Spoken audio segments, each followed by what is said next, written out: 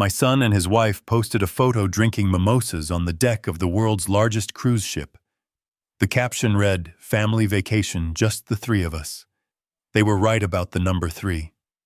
They took their biological son. They took their luggage. But they left my 8-year-old adopted granddaughter locked in a dark house with a loaf of moldy bread and a note that said, "Be good." They thought I was just a retired old man who would not notice. They forgot that before I was a grandfather, I was a logistics commander for the U.S. Army, and I do not leave people behind. Before I tell you how I crashed their vacation and made them famous in the worst way possible, please tell me where you are watching from in the comments. Hit like and subscribe if you believe family is about love, not blood. The red numbers on my digital alarm clock read 2:03 a.m. In my line of work, or at least in the line of work I used to do, sleep was a luxury, not a right. You learn to wake up instantly. No grogginess. No rubbing your eyes. When the phone on my nightstand vibrated against the wood table, I was awake before my hand even touched the receiver. I expected a wrong number, or maybe a robocall. I did not expect the sound of a child trying not to cry. "Grandpa." It was a whisper. So quiet I almost missed it. It was Mia, my 8-year-old granddaughter. Her voice was shaking so hard the syllables were vibrating. "Mia." I sat up. The sheets fell to my waist. "Why are you whispering? Is everything okay?" "Grandpa, I am thirsty." The confusion hit me first. Thirsty. Why was she calling me at 2 a.m. because she was thirsty? Her bedroom was down the hall from her parents' room. Austin and Monica were heavy sleepers, but they were not deaf. "Honey, go ask your daddy for water. It is late." "I cannot." Her voice cracked. A tiny splintering sound that made the hair on the back of my neck stand up. "The door is locked, Grandpa. The big door." "What do you mean, the big door?" "The front door, and the back door, and the garage door." I knocked on Mommy and Daddy's room, but nobody answered. "I think they are gone, Grandpa." It is really dark, and I heard a noise in the basement, and I am scared. My blood ran cold. It was a physical sensation like someone had injected ice water directly into my veins. I did not ask another question. I did not ask her to check again. I knew. A man knows when something is wrong. It is an instinct. I survived 30 years in the military by listening to that instinct, and right now it was screaming at me. "Listen to me, Mia."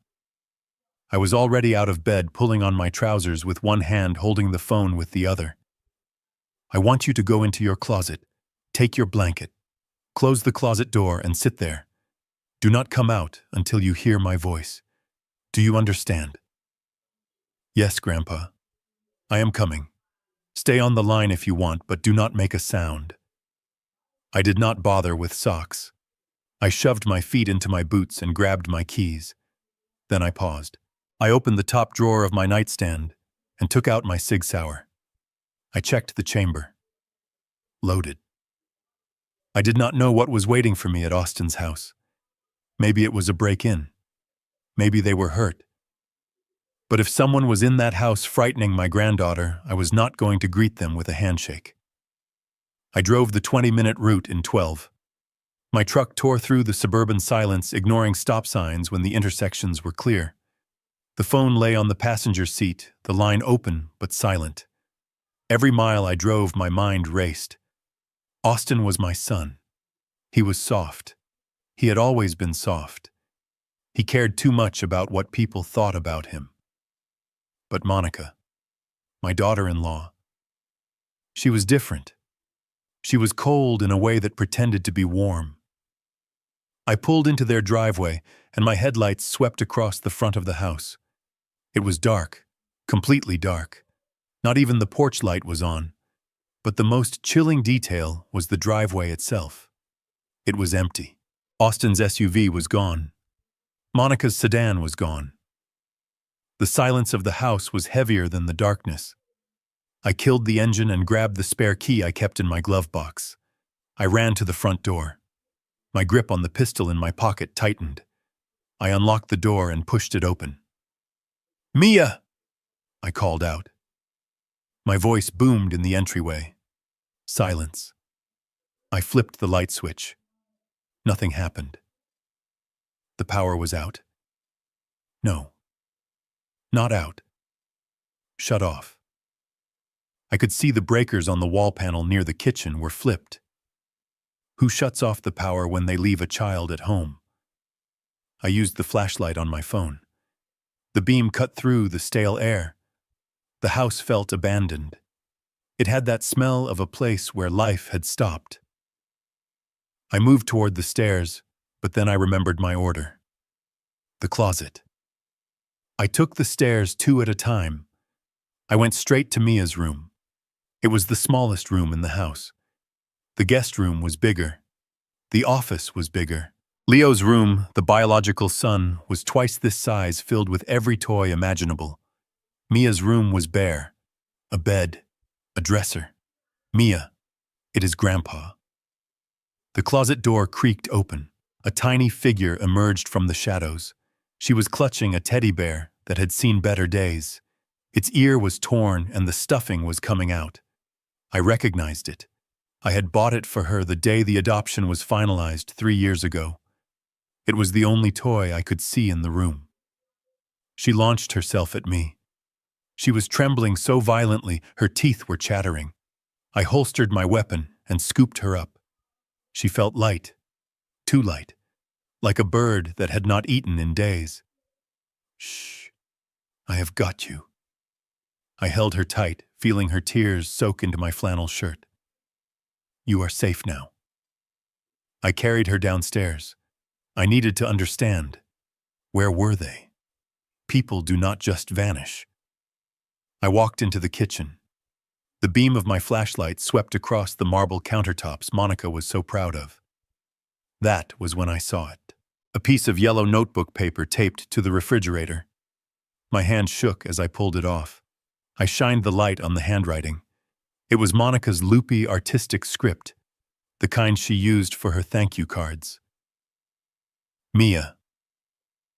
We have taken Leo to a special training camp for his baseball team. It was last minute. We will be gone for 2 weeks. There is bread on the counter. Do not go outside. The neighbors will call the police if they see you wandering around, and they will take you away to a bad place. Be good. We are watching you on the cameras." I stared at the note. Training camp. 2 weeks. I looked at the counter. There was a loaf of white bread. I reached out and touched the bag. It was hard. Green spots of mold were blooming on the crust. I felt a rage so pure and hot it almost blinded me. This was not negligence. This was malice. This was calculated cruelty. They left an 8-year-old child alone for 2 weeks with moldy bread and a threat that the police would take her away if she sought help. I looked at the refrigerator. I tried to open it. It wouldn't budge. I shined the light on the handles. A heavy-duty bicycle chain was wrapped around the handles of the French doors secured with a padlock. I looked at Mia. She was still in my arms, clinging to my neck. "Why is the fridge locked, honey?" I asked, trying to keep my voice steady. "Mommy said I steal food," she whispered. "She said I eat too much, and that is why groceries are expensive. She said the food inside is for Leo because he is a growing boy, and I am just lucky to have a roof." I set Mia down on one of the bar stools. "Stay here, baby."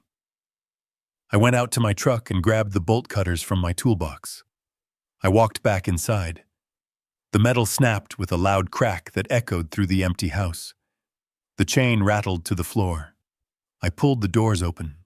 The light inside did not come on because the power was cut, but my flashlight revealed the truth. It was fully stocked. Steaks, fresh fruit, milk, juice, rows of yogurt, a birthday cake that said, "Happy Vacation." They had chained it shut, not to save food, but to starve her. I grabbed a bottle of water and cracked it open, handing it to Mia.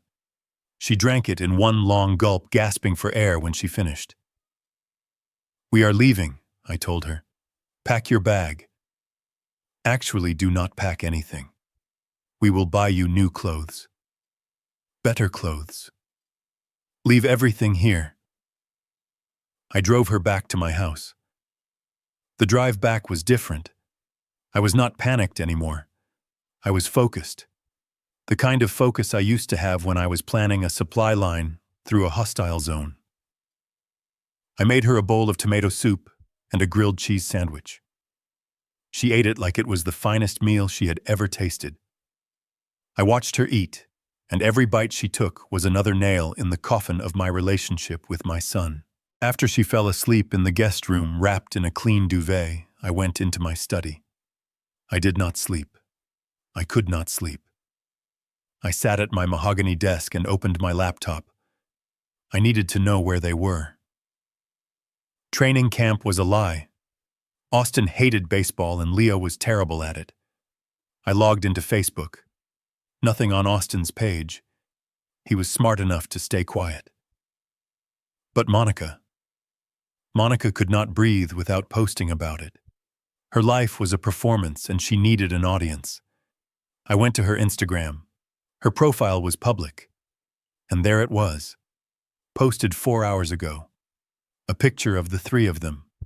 Austin wearing a linen shirt, Leo holding a game controller, and Monica in a designer bikini holding a glass of champagne.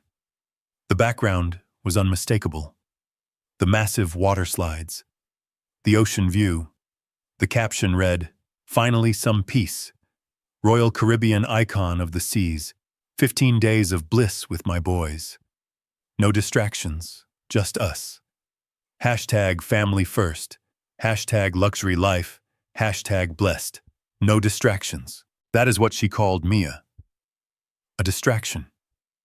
I zoomed in on the photo. They looked happy. They looked relieved. They were smiling that wide, carefree smile of people who think they have gotten away with a crime. I picked up my phone and dialed the number for the airline. I have been a platinum member for 20 years, and I know how to get information. I told the agent I was Austin's father and I wanted to confirm their return flight details to pick them up. I gave his date of birth. It was a security breach, but the agent sounded tired and I sounded authoritative. "Oh yes, Mr. Slater," the agent said. "The tickets for Austin, Monica, and Leo Slater were booked 6 months ago. Round trip to Miami. First class. 6 months." I hung up the phone. My hand was gripping the mouse so hard the plastic creaked. This was not last minute. This was not an emergency. They had planned this for half a year.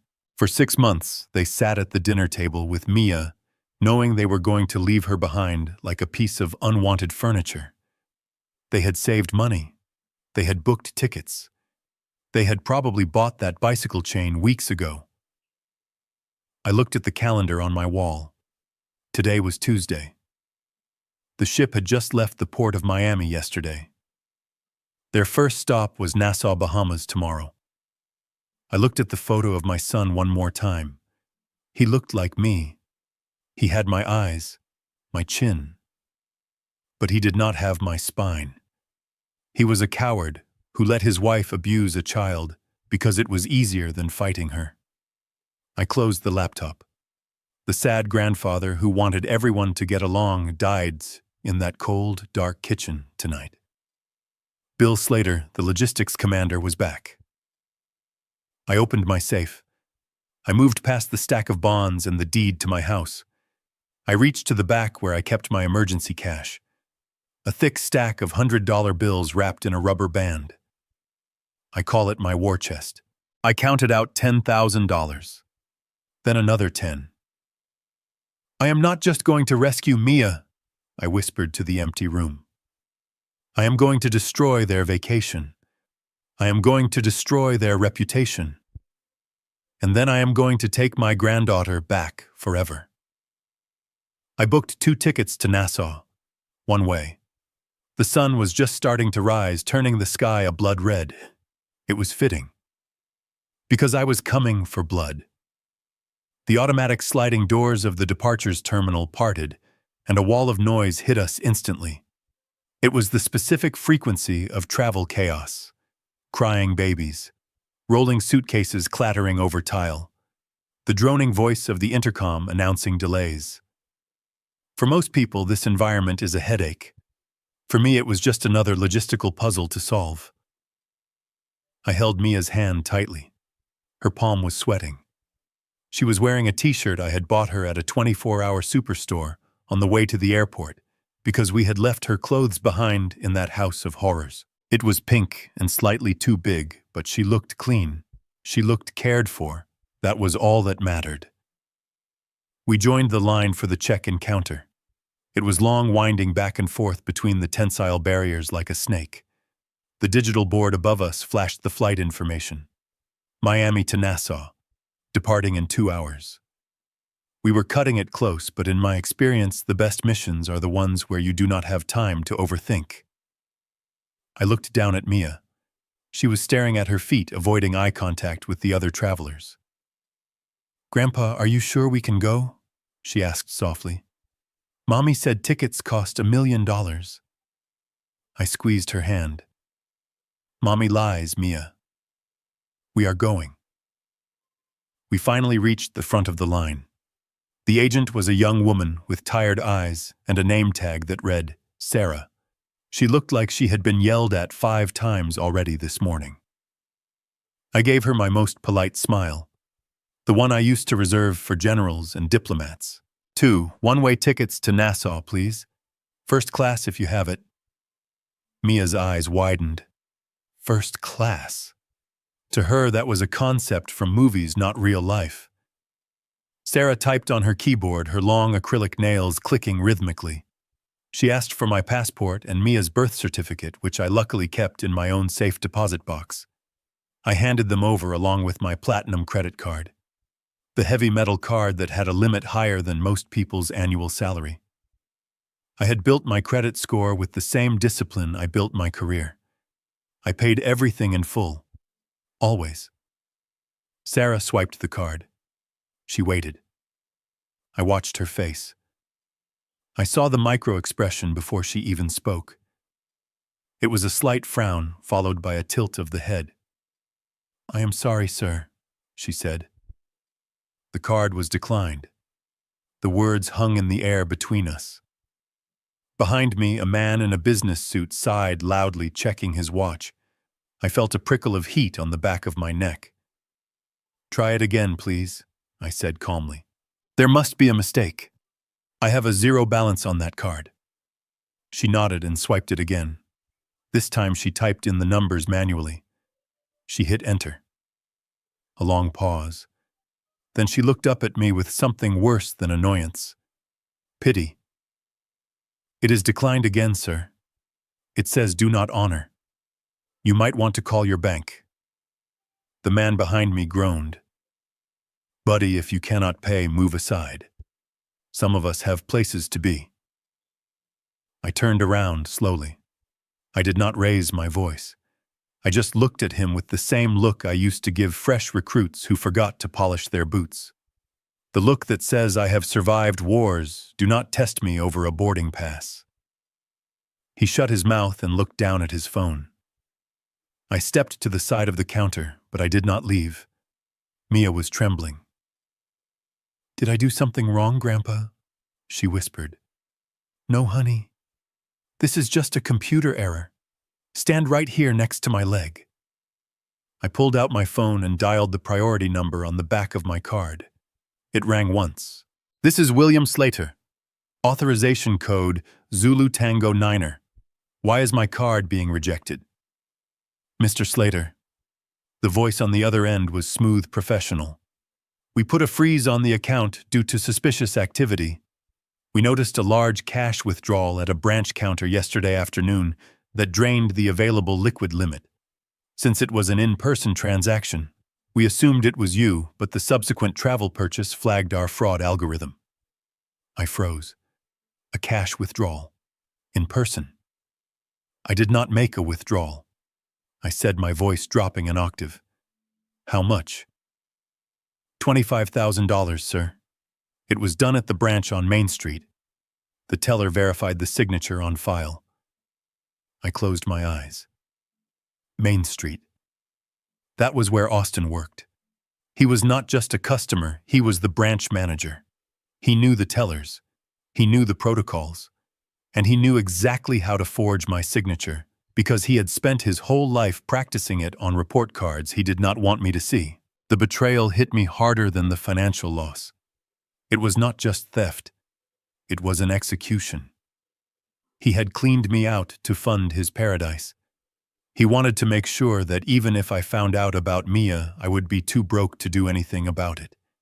He thought he had stranded me. He thought he had cut my supply lines. He forgot who he was dealing with.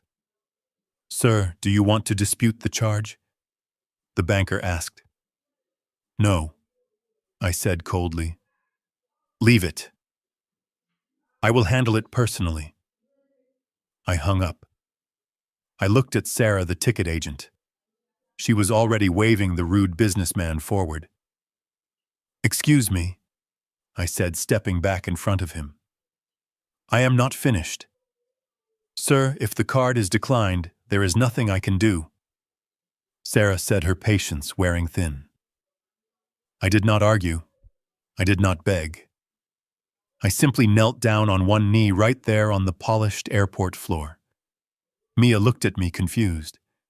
The businessman snickered.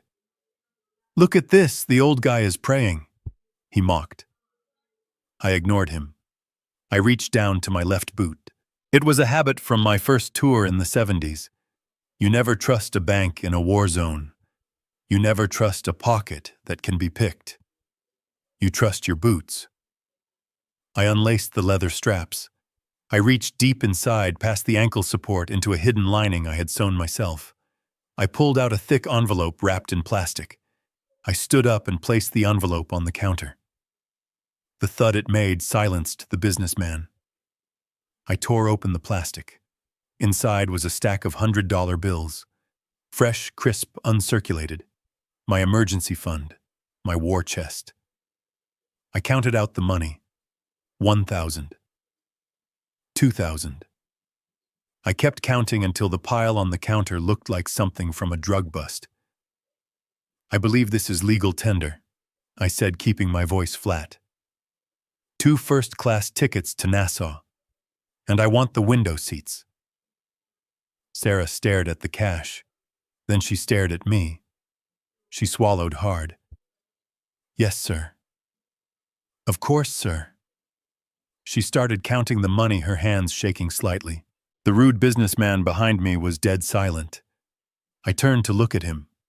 He was suddenly very interested in the ceiling tiles. I looked down at Mia. She was looking at the money and then at me with wide eyes. "Grandpa, why do you have money in your shoe?" "Because banks can make mistakes, Mia," I said loud enough for the people around us to hear. "And because sometimes the people you trust the most are the ones who steal from you. But you never let them stop the mission. Do you understand?" She nodded solemnly. Sarah handed me the boarding passes. Her attitude had completely changed. There was respect in her eyes now.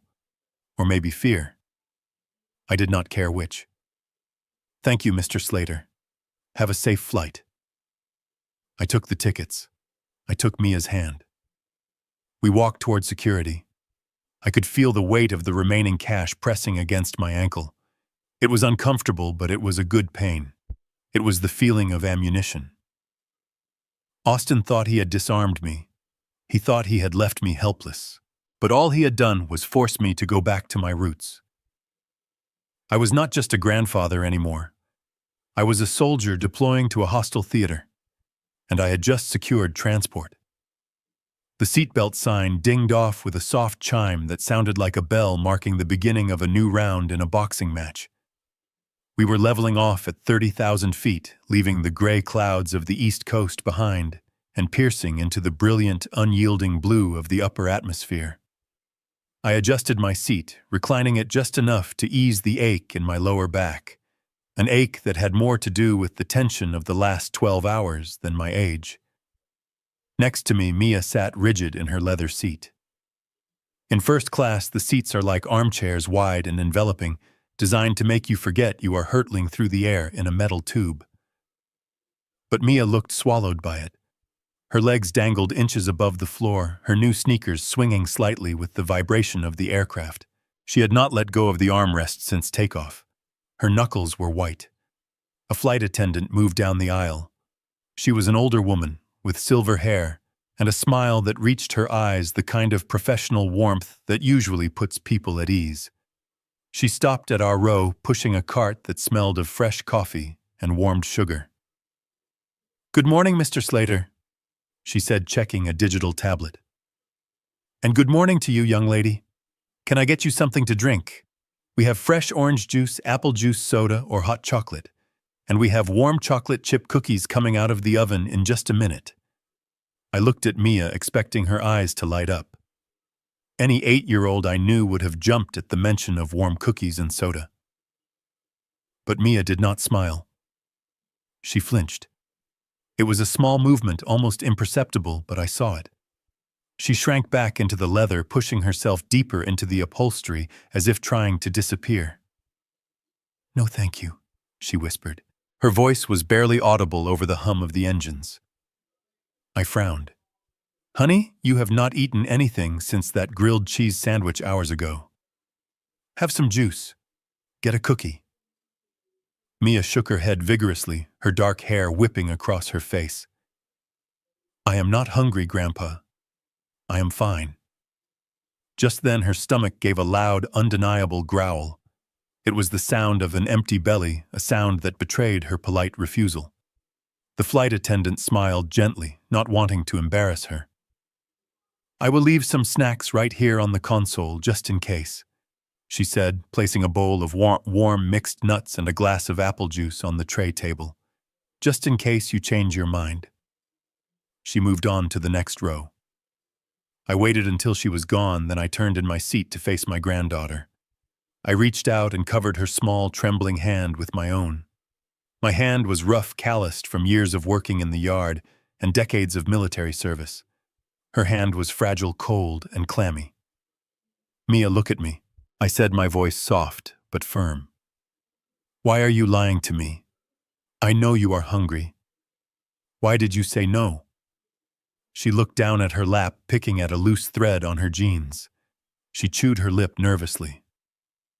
"Because it costs money, Grandpa," she said finally. Her voice was so quiet, I had to lean in to hear her. I sat back confused. "Honey, I bought the tickets. The food is included. It does not cost extra." She shook her head again, tears welling up in her eyes. "No, Grandpa. Mommy said nothing is free.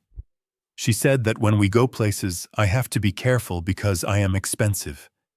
She said that the reason they cannot buy a boat like the neighbors is because my adoption fees cost so much. She said every time I ask for something special, like juice or a snack, I am taking money away from the family budget. She said if I am not careful, we will not be able to pay the electric bill and the lights will go out and it will be my fault." I felt the air leave my lungs. It was a physical blow, harder than any punch I had ever taken in a bar fight or a training exercise. This was not just physical neglect. This was psychological warfare. Monica was not just starving Mia's body, she was poisoning her mind. She was building a narrative where an 8-year-old child was responsible for the family's financial stability. I looked out the window at the endless white horizon. I tried to control the rage boiling in my chest. I thought about the receipts I had seen in Austin's office when I helped him with his taxes last year. Monica's handbags cost $3,000 each. Austin's golf club membership was $500 a month. They drove luxury cars. They drank imported wine. And yet they had looked this little girl in the eye and told her that a $3 soda was the reason they were struggling. They were gaslighting her. They were making her feel like a burden, like a parasite that should be grateful for the scraps she was given. They were teaching her to make herself small, to consume nothing, to apologize for her very existence. I turned back to Mia. I unbuckled my seatbelt, and turned my body completely toward her. I took both of her hands in mine and waited until she looked up at me. "Mia, listen to me very closely," I said. "Every word I am about to say is the truth. Do you know that Grandpa used to be in charge of moving supplies for thousands of soldiers? I managed millions of dollars of equipment. I know how much things cost." She nodded, sniffing back a tear. "Your mother lied to you." Mia's eyes widened. "She is not supposed to lie. Lying is a sin." "She lied," I repeated. "You are not expensive. You are not a burden. The reason they do not have a boat is because your father loses money gambling on things he does not understand. The reason they complain about bills is because your mother buys clothes she does not need to impress people she does not like. It has nothing to do with you. You eating a cookie or drinking a juice does not make the lights go out. Do you understand me?" She looked doubtful. "But Mommy said..." "Mommy is wrong." I cut her off, and right now Mommy is not here. I am here. And let me tell you something about this plane ride. See this seat. See this glass of juice. I paid for it. It is done. If you drink it, it is paid for. If you pour it on the floor, it is paid for. You cannot waste my money because I have already spent it on you, and I spent it happily. I have plenty of money, Mia. I have enough money to buy this whole plane full of cookies if I wanted to." A tiny ghost of a smile touched the corner of her lips. "The whole plane." "The whole plane," I said. "So here is the new rule. For the next 2 weeks while we are on this mission, you do not look at price tags. You do not worry about bills. Your only job is to be an 8-year-old girl. Your job is to eat when you are hungry, sleep when you are tired, and play when you are bored. I will handle the rest. I will handle the money. I will handle the lights. And I will handle your parents." I reached over and picked up the glass of apple juice. I held it out to her. "Drink it," I commanded gently. She hesitated for 1 second more, then her thirst won out. She took the glass with both hands and drank. She drank the whole thing without stopping, wiping her mouth with the back of her hand when she was done. "Good," I said. "Now press that blue button on your armrest." "What does it do?" she asked. "Press it." She pushed the button. A moment later, the silver-haired flight attendant appeared. "Yes, sir. Can I get you something else?" "My granddaughter would like a warm chocolate chip cookie," I said. "Actually, make it 2. And another juice. And do you have any ice cream? We have vanilla bean sundaes with hot fudge. We will take one of those too." I looked at Mia. "Is that okay with you?" Mia looked at the flight attendant, then at me. She saw the fierce determination in my eyes. She saw that I was not angry at her. I was fighting for her. "Yes, please," she whispered. When the food came, Mia ate. She ate with a focus that broke my heart. She ate the cookies. She ate the ice cream. She ate the nuts. And with every bite, I saw her shoulders relax a little more. I saw the terrified little prisoner fading and a child starting to emerge. I leaned back in my seat, watching her scrape the last of the hot fudge from the bowl. I made a silent vow to the universe and to the God I had not prayed to in years. They had spent years making her feel worthless. I had 2 weeks to undo it.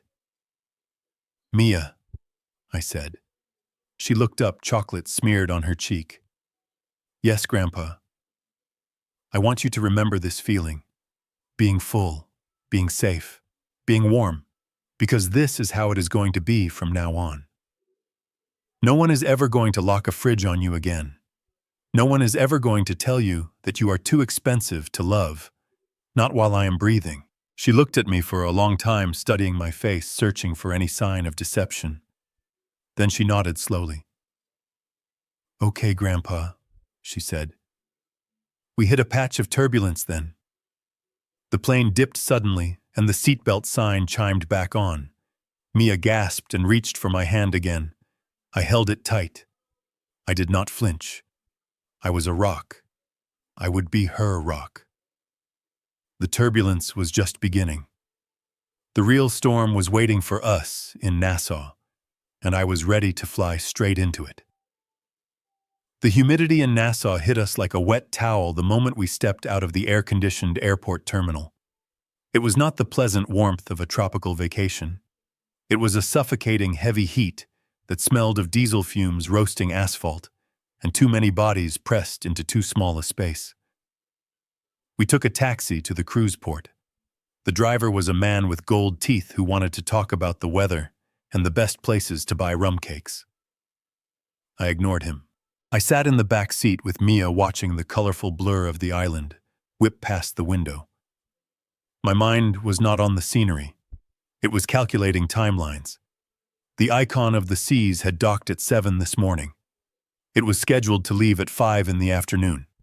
It was currently 11:30. We had less than 6 hours to find them, confront them, and get off that ship before it sailed for open waters again. When we arrived at the Prince George Wharf, it was absolute bedlam. Thousands of tourists were pouring off the ships like ants from a kicked hill. They wore matching t-shirts and floppy hats, their skin already turning pink under the relentless sun. The noise was deafening. Steel drum music clashed with the shouting of tour operators and the honking of buses. I gripped Mia's hand so tight her knuckles turned white. "Stay close to my leg," I told her. "Do not let go for any reason. If you get lost, you stand still and scream my name. Do you understand?" She nodded, her eyes wide with sensory overload. She looked like a terrified mouse in a stampede of elephants. We pushed through the crowd toward the security checkpoint for the Royal Caribbean dock. This was the first hurdle. You cannot just walk onto a cruise ship. It is a floating fortress. They have metal detectors, X-ray machines, and guards who take their jobs very seriously. I approached the main gate. A large man in a white uniform held up a hand to stop us. He looked tired and sweaty and entirely uninterested in hearing a sob story. "ID and C-Pass cards." He droned without looking me in the eye. "I do not have a C-Pass card," I said, my voice cutting through the noise of the crowd. "I am here to purchase a day pass for the ship." He laughed. A short, dry bark of a laugh. "Day passes are sold online, sir. Months in advance. The ship is at full capacity. Unless you are a registered guest or crew, you are not getting past this yellow line. Step aside, please. You are blocking the flow." I did not step aside. I planted my feet. I had dealt with checkpoints in Baghdad and border crossings in Germany. I knew that every barrier has a key, and usually that key is confidence backed by leverage. "I am not a tourist," I said, stepping closer to him, so he had to look at me. "My son is on that ship. He has my property. I need 2 hours. I am willing to pay the premium gate price." "Look, old man." The guard sighed, putting his hand on his belt. "I do not care if your son is the King of England. No pass, no entry. Now move before I call the police." Mia shrank behind me, trembling. She tugged on my shirt. "Grandpa, let's go. He is scary." I looked at the guard. I looked at the line of wealthy tourists breezing past us, flashing their plastic cards. I realized that following the rules was a luxury for people who had time. I did not have time. I reached into my pocket and pulled out the money clip. I peeled off $500 bills. I folded them small into the palm of my hand. I leaned in. "Listen to me closely. I am a 70-year-old veteran with a scared child. I am not a threat to your ship. I am just a grandfather trying to fix a mistake. I need you to point me to the supervisor who handles VIP guest lists. I know there is always a list for late additions. There is always a quota for local dignitaries and emergency family visits." I pressed the folded bills into his hand. It was a smooth motion practiced over decades of getting things done in places where the rules were flexible. He looked down at his hand. Then he looked at Mia. He saw the fear in her eyes. He saw the determination in mine. The bureaucracy in his face softened just a fraction.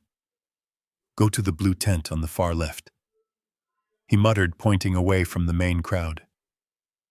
"Ask for Mr. Henderson. Tell him you are looking for the friends and family excursion pass. But if he says no, you did not hear it from me." "Thank you," I said. I moved us toward the blue tent. Mr. Henderson turned out to be a young, ambitious man in a sharp suit who looked like he would sell his own mother for a promotion. He started to give me the same speech about capacity, but when I placed $2,000 in cash on his desk for 2 visitor passes, he suddenly found a loophole in the computer system.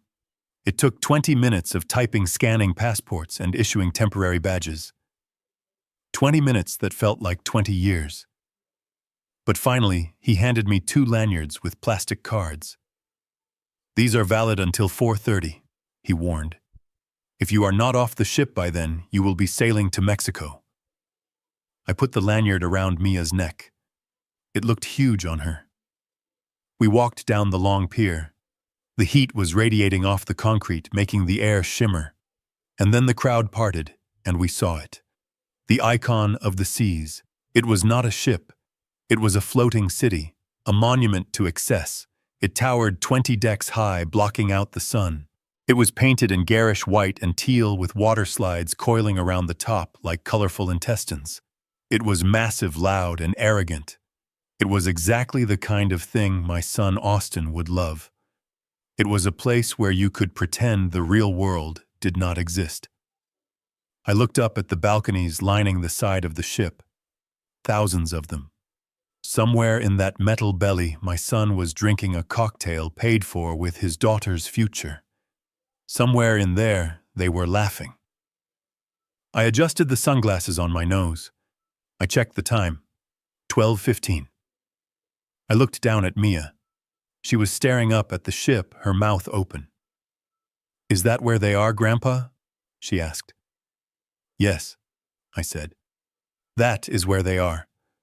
Are we going to yell at them?" "No," I said, taking her hand and walking toward the gangway.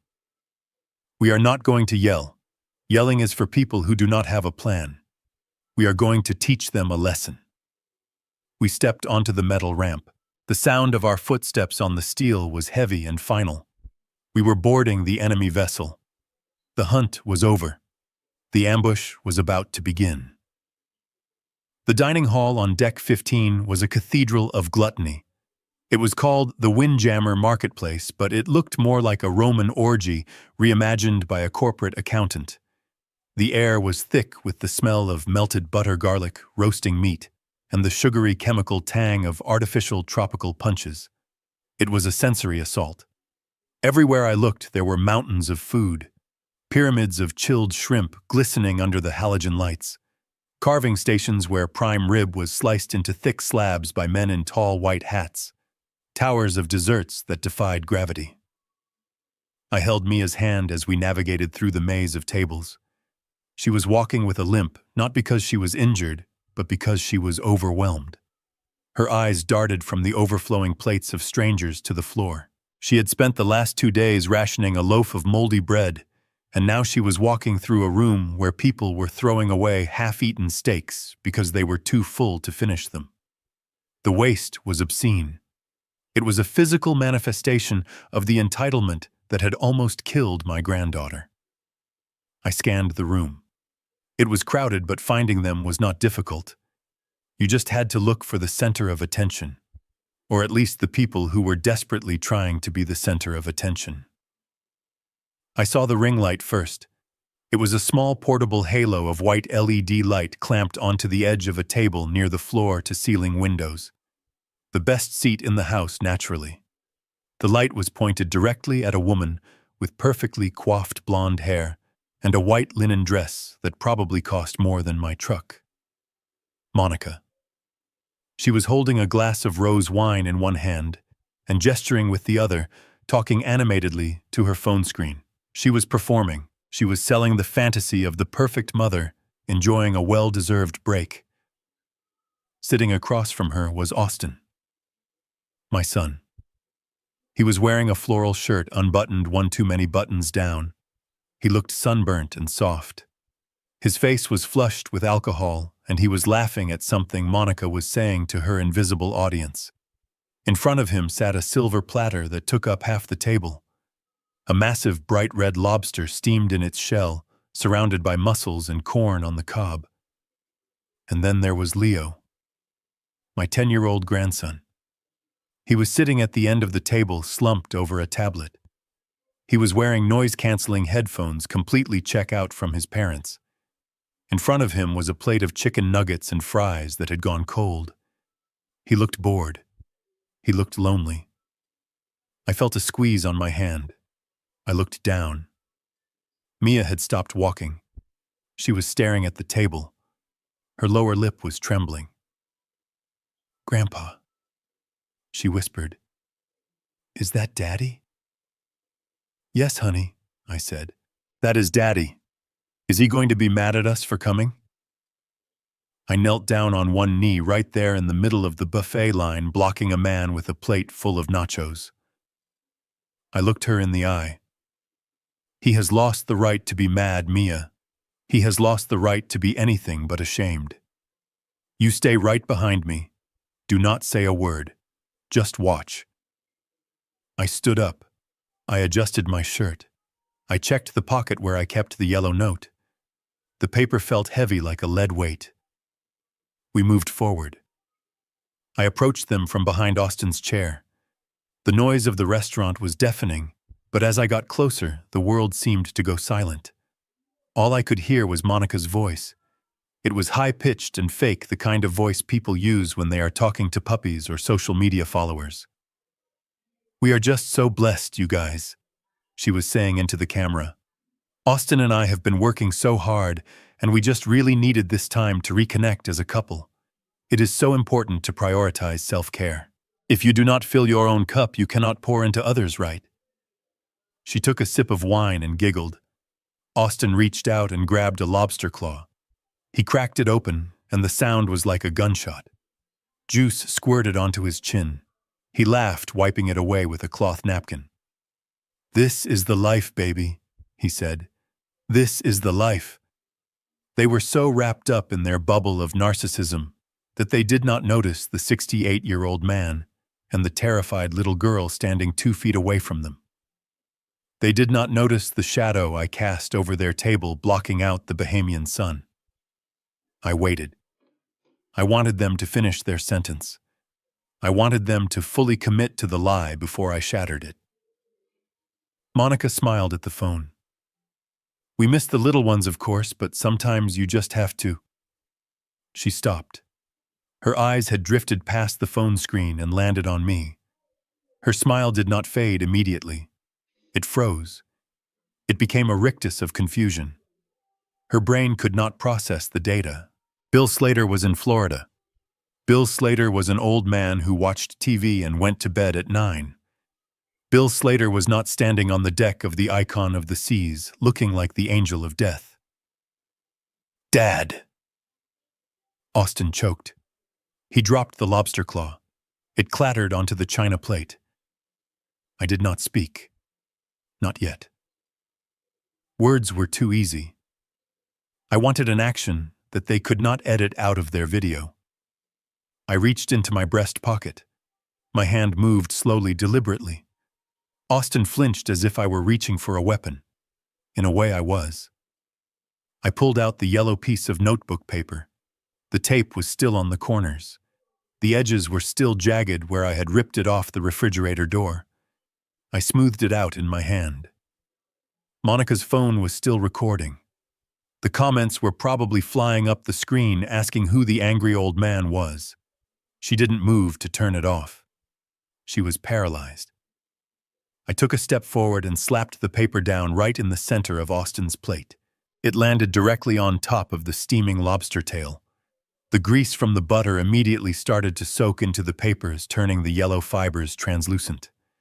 But the message was still clear, written in Monica's own looping handwriting. "Be good." The silence at the table was absolute. Even Leo looked up from his iPad, pulling off one side of his headphones. Grandpa, Leo said. Mia. Austin looked at the paper, then he looked up at me. His face went from sunburnt red to a sickly pale white. He opened his mouth, but no sound came out. He looked like a fish gasping on a dock. I leaned in close. I placed my hands on the edge of the table, leaning my weight forward, so I towered over him. I could smell the expensive cologne he wore to mask the scent of his own cowardice. I hope the lobster is good, son, I said. My voice was low, but it carried the weight of a sledgehammer. I hope it tastes better than the moldy bread you left for your daughter. Monica finally found her voice. She scrambled to grab her phone, trying to end the live stream, but her hands were shaking so bad she dropped it. It landed face up on the table, still broadcasting the ceiling. "What are you doing here?" she shrieked. Her facade of the perfect hostess cracked, revealing the cornered animal underneath. "You cannot be here. This is a private vacation. Security! Someone call security!" I laughed. It was a cold, dark sound. "Go ahead, Monica. Call them. I want you to call them, because I have a video on my phone of you chaining a refrigerator shut.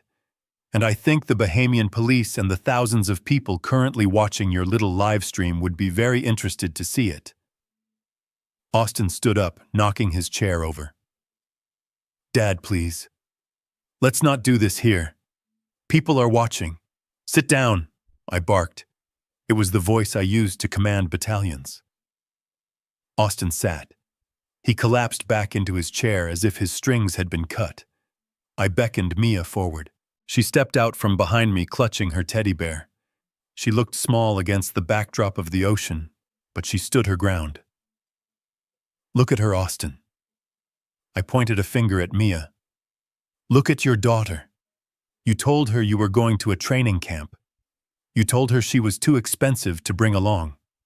You left her in the dark to rot while you sat here cracking claws and drinking wine." Austin couldn't look. He stared at the tablecloth. "I did not know, Dad," he mumbled. "Monica said she hired a nanny. She said everything was taken care of." Liar. I slammed my hand on the table, making the silverware jump. "I saw the text messages, Austin. I saw the bank withdrawal you made by forging my signature. You knew exactly what you were doing. You stole from me and you abandoned her." I picked up the lobster plate. The butter dripped onto the white tablecloth. I held it up, looking at the grotesque excess of it. Then I looked at the yellow note stuck to the meat.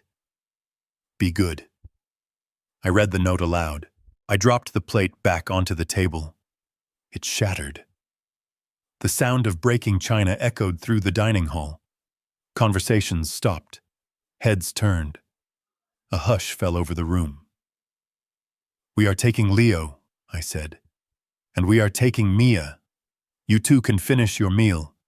But when you get back to Miami, I promise you there will be a welcoming committee waiting for you that you are not going to like."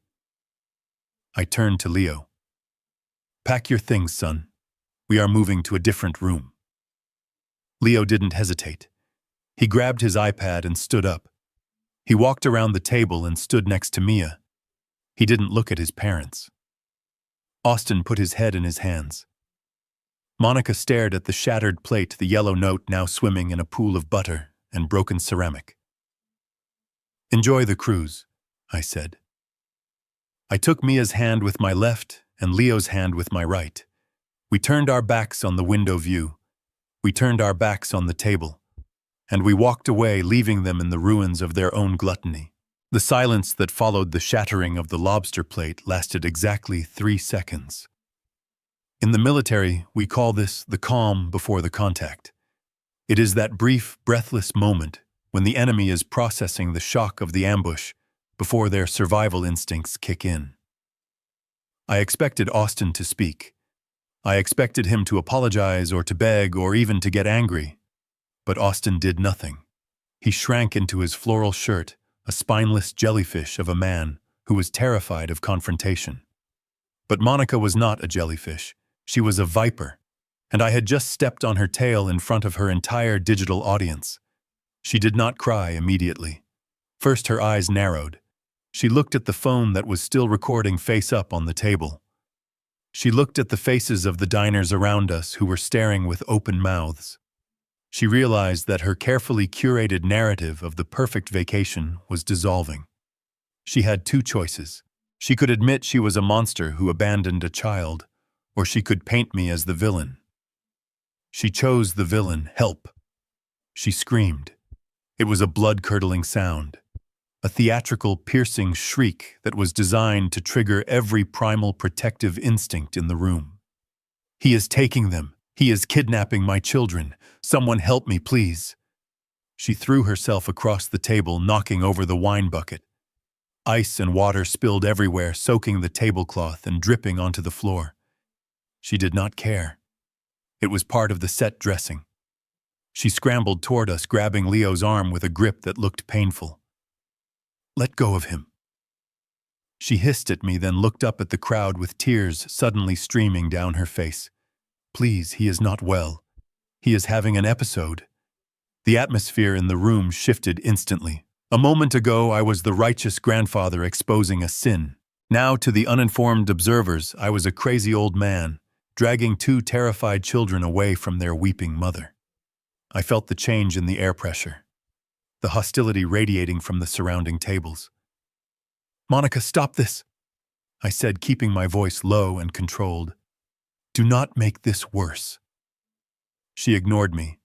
She turned to a large man sitting at the next table, a tourist with sunburned shoulders who looked like he had been waiting his whole life to be a hero. He has dementia. She sobbed, pointing a shaking finger at me.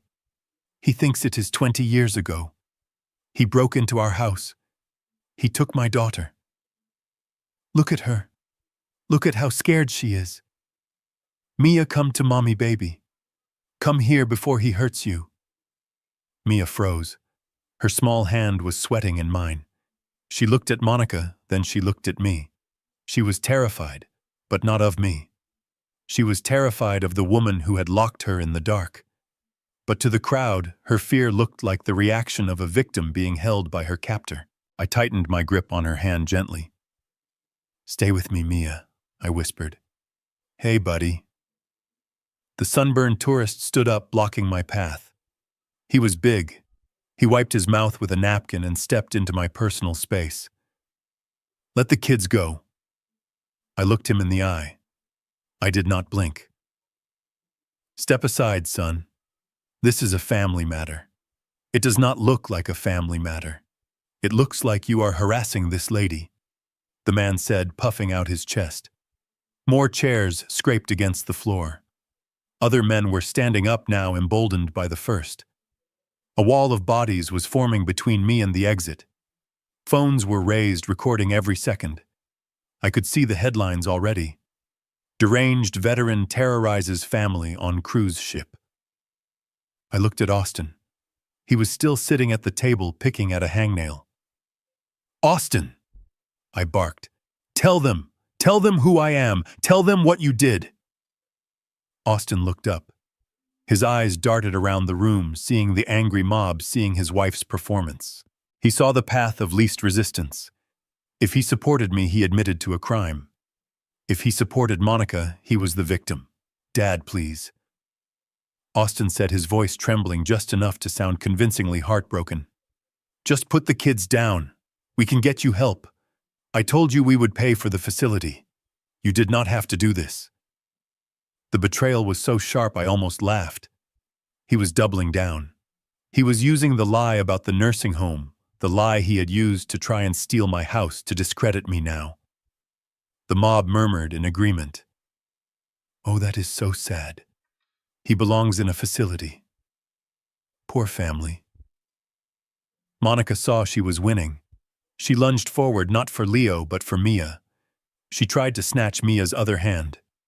Get your hands off her, I snarled, stepping between them. Do not touch her. Monica screamed, recoiling as if I had hit her. She looked at the camera phones. Did you see that? He hit me. He just hit me. I had not touched her. I had simply blocked her path. But in the court of public opinion, the truth does not matter, only the angle of the camera matters. Suddenly, the doors to the restaurant burst open. "Security, move aside, make a hole." 4 men in white uniforms marched in. They were not the gate guards I had bribed. These were the ship's tactical security team. They carried tasers and zip ties. They moved with a coordination that told me they were former military or police. They assessed the scene in seconds. Screaming woman, crying children, angry crowd, and in the center of it all, an older man with a rigid posture and clenched fists. "Sir." The lead officer, a man with a thick neck and a radio clipped to his shoulder, stepped forward. His hand hovered over the taser on his belt. "I need you to release the minors and step away from the family. Now." "I am the family," I said calmly. "I am the grandfather. These children are in danger with these people. Sir, I am not going to ask you twice. Release the children. Put your hands where I can see them." I looked at Mia. If I let go now, Monica would take her. They would drag her back to that cabin. They would gaslight her into believing I was crazy. I would be thrown in the ship's brig, and by the time we reached Miami, the narrative would be set in stone. But if I resisted, if I fought back physically, I would be tackled, tased, and arrested. I would lose any legal standing I had. I would be just another violent criminal. It was a tactical checkmate. Monica knew it. She was smirking behind her hands, wiping away fake tears, while her eyes gleamed with malice. I made a calculation. I had to de-escalate physically to escalate legally. "It is okay, Mia," I said softly, kneeling down so I was eye level with her. "I am not leaving you. I promise. But I have to talk to these men. Go stand by Leo. Do not let anyone take you out of this room." I let go of her hand. It felt like letting go of a lifeline. I stood up and raised my hands, slowly showing my open palms. "I am complying," I said to the officer. "I am unarmed. I have tickets to be on this ship." The officer moved in fast. He spun me around and pushed me against the buffet counter. I felt the cold plastic of zip ties bite into my wrists. "You are hurting him," Leo shouted. He broke his silence, throwing his iPad onto the table. "Stop it. Grandpa didn't do anything. Mom is lying." The crowd went quiet. The voice of a child usually cuts through the noise. "Leo, baby, shh." Monica rushed to him, trying to hug him. "Grandpa is sick, honey. He is having a bad day. Don't listen to him. She is lying."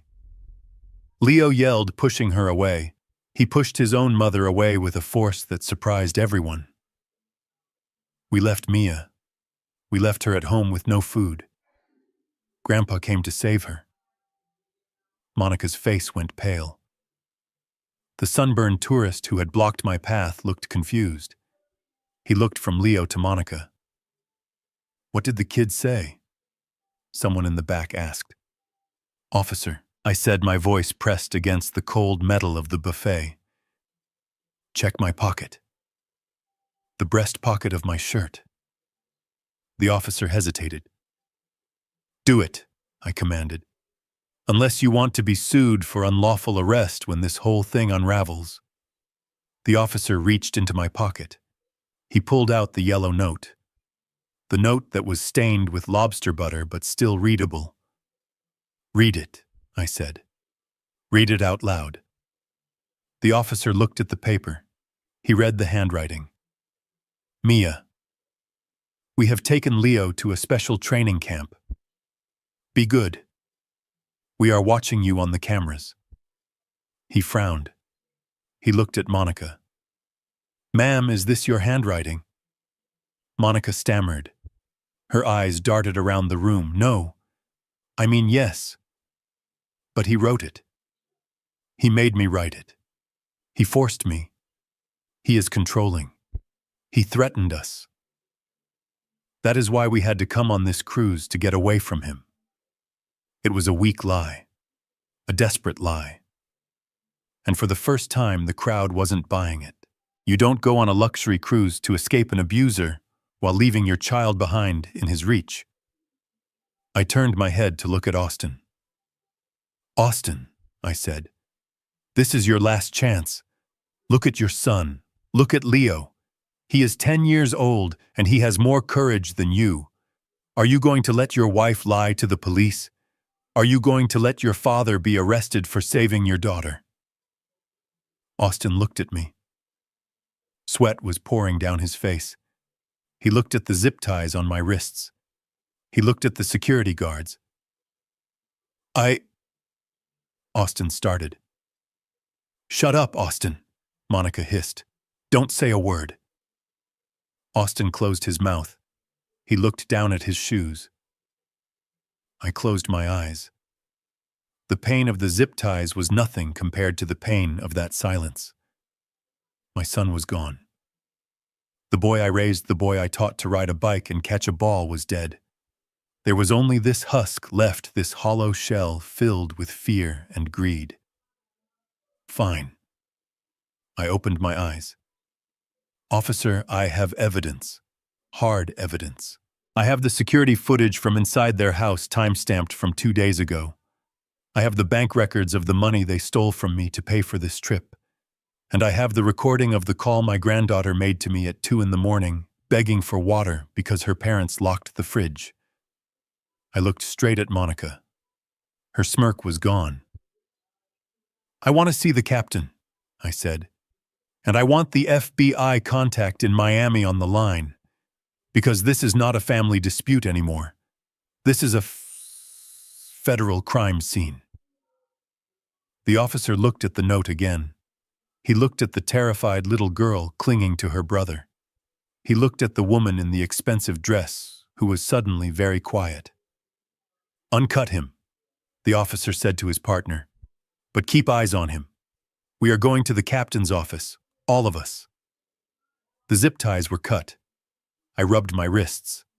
I did not celebrate. I did not smile. I walked over to Mia and Leo. I put my hands on their shoulders. "Let's go," I said to them. We walked out of the restaurant surrounded by guards. The crowd parted for us this time, not with hostility, but with a heavy, uncomfortable silence.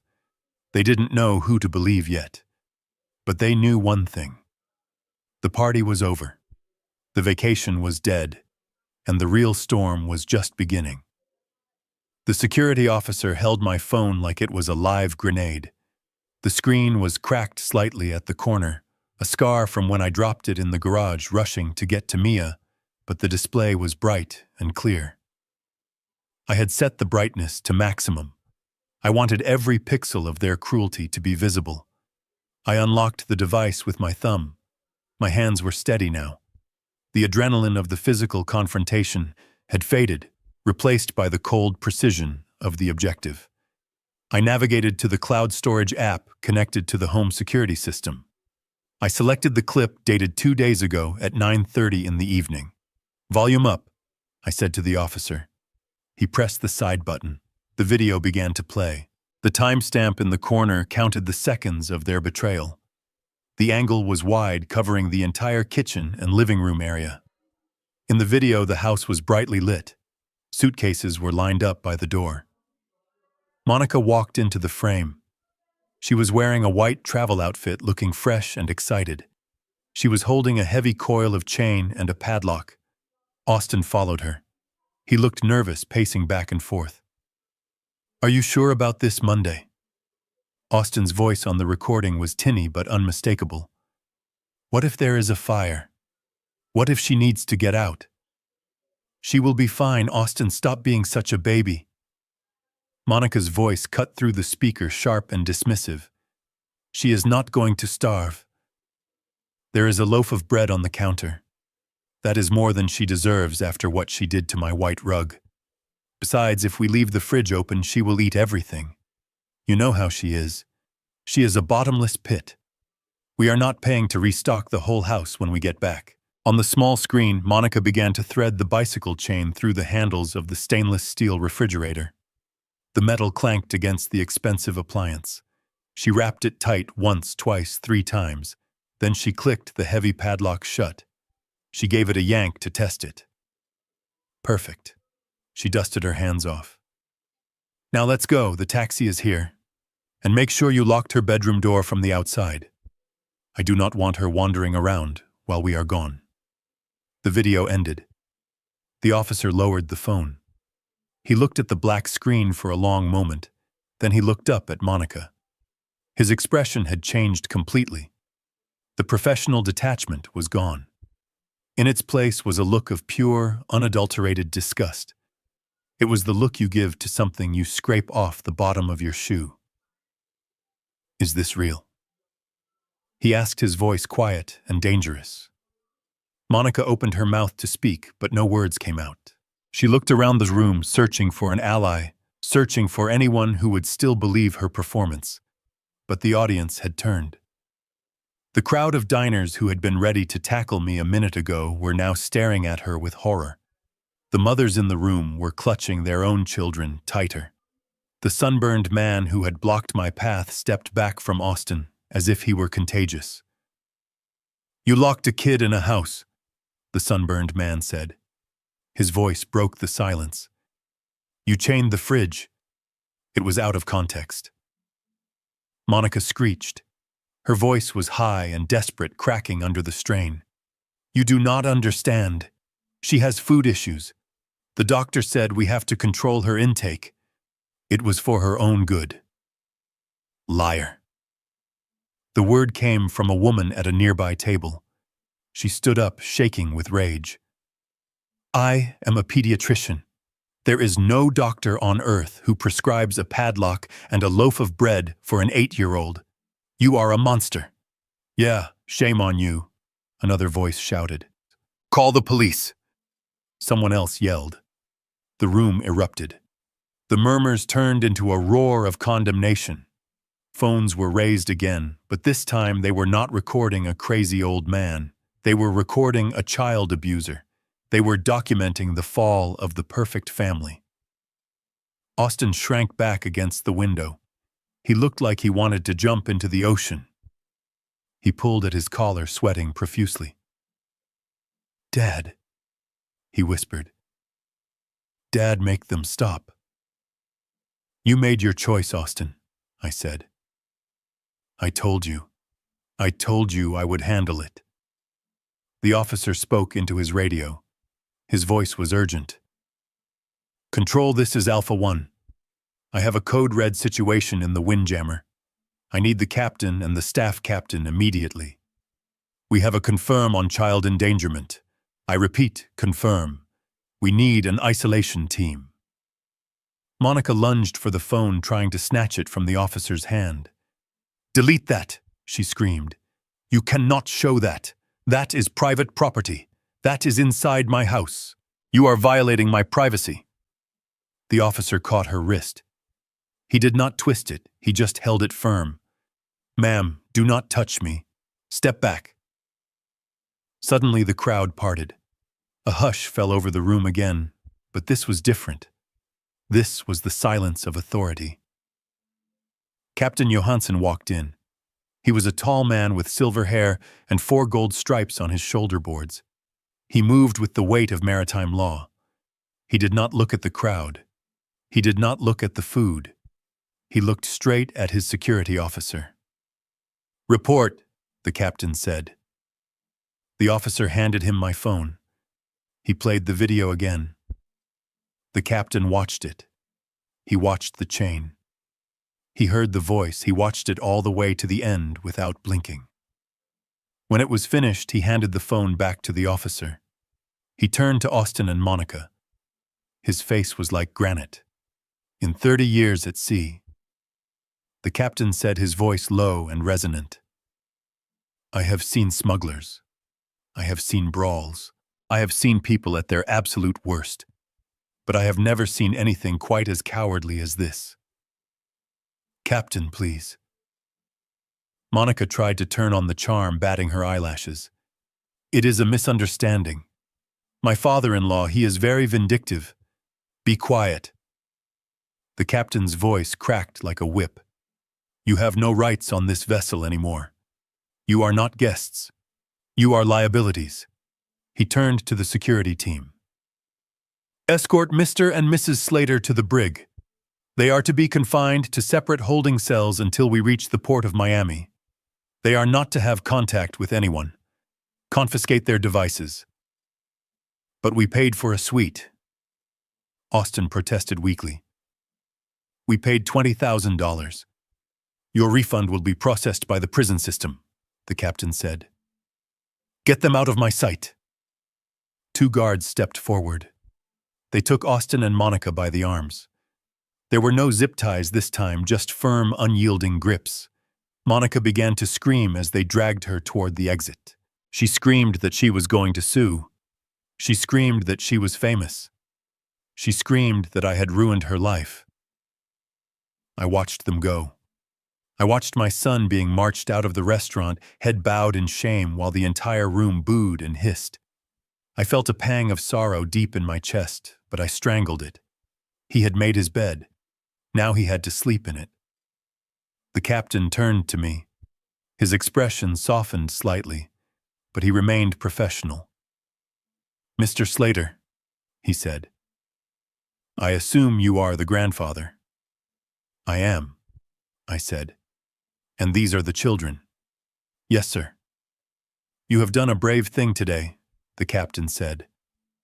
But we have procedures. I cannot let you walk around the ship. We have legal protocols for custody disputes. I understand, I said.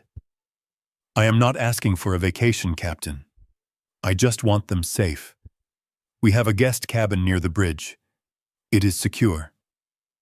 You and the children will stay there until we dock.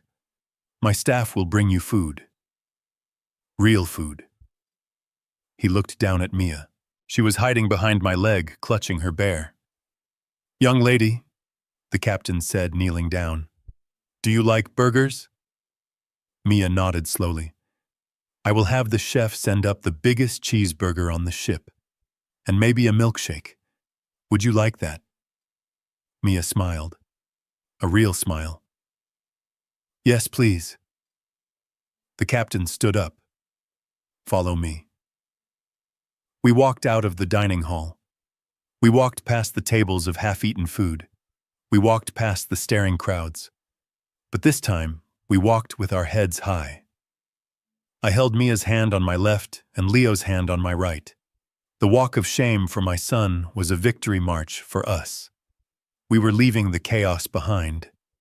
We were going to a quiet room. We were going to be safe. And for the first time in 2 days, I allowed myself to take a deep breath. The air in the hallway smelled clean. It smelled like justice. The guest cabin near the bridge was not a prison cell, but it felt like a bunker. It was small, functional, and silent. The only sound was the hum of the ship's ventilation system and the rhythmic chewing of 2 hungry children. Mia and Leo sat on the floor, their backs against the bed, devouring the cheeseburgers the captain had promised. They ate with a kind of desperate focus that made my chest ache. They were not just filling their stomachs, they were filling a void of safety that had been hollowed out by their own parents. I sat in the single armchair by the porthole, watching the ocean churn below us. The water was a deep bruised purple in the fading light. We were moving. The ship was still sailing toward its next destination, but for us, the journey had stopped. We were in limbo, waiting for the real world to catch up with us in Miami. I checked my watch. It had been 2 hours since the scene in the restaurant. 2 hours since I watched my son being dragged away by security. I should have felt triumphant. I had completed the mission. I had secured the targets. But all I felt was a heavy, cold exhaustion. It is a specific kind of fatigue that comes from realizing your entire legacy, the bloodline you worked so hard to protect, has curdled into something unrecognizable. There was a soft knock on the door. I stiffened. I expected the captain or maybe a steward collecting the plates. Stay there, I told the kids. I walked to the door and opened it just a crack. It was not a steward. It was Austin. He looked terrible. His floral shirt was torn at the shoulder, probably from the struggle with security. His face was blotchy and swollen. He was not wearing handcuffs, which surprised me. Standing behind him was a young security guard who looked uncomfortable, shifting his weight from foot to foot. "I told him I needed to give you Leo's asthma inhaler," Austin whispered. He would not look me in the eye. He looked at the doorframe. "Please, Dad. Just 5 minutes." I looked at the guard. "He has 5 minutes, sir," the guard said, checking his watch. "Captain's orders are strict confinement, but Mr. Slater insisted it was a medical emergency for the boy." I knew Leo did not have asthma. He never had. It was another lie, another manipulation. Austin was using a fake medical conditions to buy time, just like he used fake love to buy validation. I stepped back and opened the door wide enough for him to slip in. "Make it quick," I said. Austin stepped inside. The moment the door clicked shut, the mask fell. He did not look for Leo. He did not ask about the inhaler.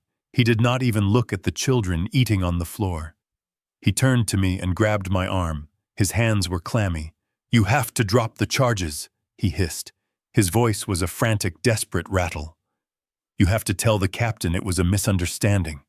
You have to tell them you overreacted." I pulled my arm away as if he were burning me. "Is that why you are here?" I asked, my voice low so the kids would not hear the worst of it. "To ask me to lie for you." Again. "Dad, listen to me." Austin ran a hand through his messy hair. "You do not understand what is at stake. The bank. If I get charged with a felony, if there is a police record involving fraud or child neglect, I lose my license. I lose the branch. I lose everything." I stared at him. I waited for the part where he asked about Mia. I waited for the part where he asked if his daughter was okay after being locked in a dark house for 48 hours. It did not come. "You are worried about the bank," I said. "I am worried about our lives," Austin pleaded. His eyes were wide and manic. "We have a mortgage, we have car payments. Monica, she is going to leave me if the money stops. She told me. She said she cannot be with a loser. You are destroying my marriage, Dad." I looked at him, and for the first time in my life, I did not see my son. I saw a stranger. I saw a weak, pathetic man who had built a castle on a foundation of sand and was now blaming the tide for coming in. "I am not destroying your marriage, Austin," I said, stepping into his personal space, forcing him to back up against the small desk. "You destroyed it the moment you let that woman put a chain on your refrigerator. You destroyed it the moment you forged my signature to steal from a child." "It was a loan," Austin cried. "I was going to pay it back. I just needed to double it. There was this crypto tip." "Stop." I held up a hand. "Just stop." I walked over to the kids. Leo had stopped eating. He was watching his father with a look of profound disappointment. It is a look no parent should ever have to see on their child's face. It is the look of a hero dying. Austin finally noticed them. He tried to compose himself. He put on a shaky smile. "Hey, buddy," he said to Leo. "Hey, Mia." Mia shrank back against the bed, pulling her knees to her chest. She hid her face behind the teddy bear. She did not want to see him. Leo just stared. "Do you have my inhaler, Dad?" Leo asked. His voice was flat. Austin blinked. "What?" "You told the guard you had my inhaler," Leo said. "But I do not have asthma." "So that was a lie, right? Just like the training camp was a lie." Austin's mouth opened and closed. He looked at me for help. He wanted me to smooth it over. He wanted me to tell the lie for him. I stayed silent. "Dad." Austin turned back to me, his voice cracking. "Please. I am your son." Doesn't that mean anything? You always taught me that family sticks together. You said we protect our own. I did teach you that, I said. I taught you that a man protects his family. But you are not the protector, Austin. You are the threat. I walked to the porthole and looked out at the darkness again. Do you know what I found in the fridge? I asked without turning around. Austin did not answer. I found steak. I found shrimp. I found a cake that said Happy Vacation. I turned to face him. You locked a hungry child in a house with a cake she could see but could not touch. That is not just neglect, Austin. That is torture. That is something a sadist does. It was Monica. Austin blubbered. She has this thing about weight. She says Mia is getting heavy. She says, "You are a coward." I cut him off. You are a coward who hides behind his wife's cruelty because it is easier than being a man. You let her starve your daughter because you didn't want to have an argument. You let her steal my money because you were too scared to tell her you were broke. I took a step closer to him. And now you are here not to apologize to Mia, but to beg me to save your job. You are afraid of losing your title. You are afraid of the neighbors finding out you are not the big-shot banker you pretend to be. You are afraid of being poor. I leaned in until I could smell the fear on him. Well, get used to it, son. Because poor is exactly what you are going to be. Austin's face crumbled. He fell to his knees. He actually knelt on the carpet of the cabin, grasping at my pants leg. Dad, please. I will do anything. I will go to therapy. I will pay you back. Just don't let them file the charges. Tell the captain it was a mistake. Tell him I am a good father. I looked down at him. I remembered the day he was born.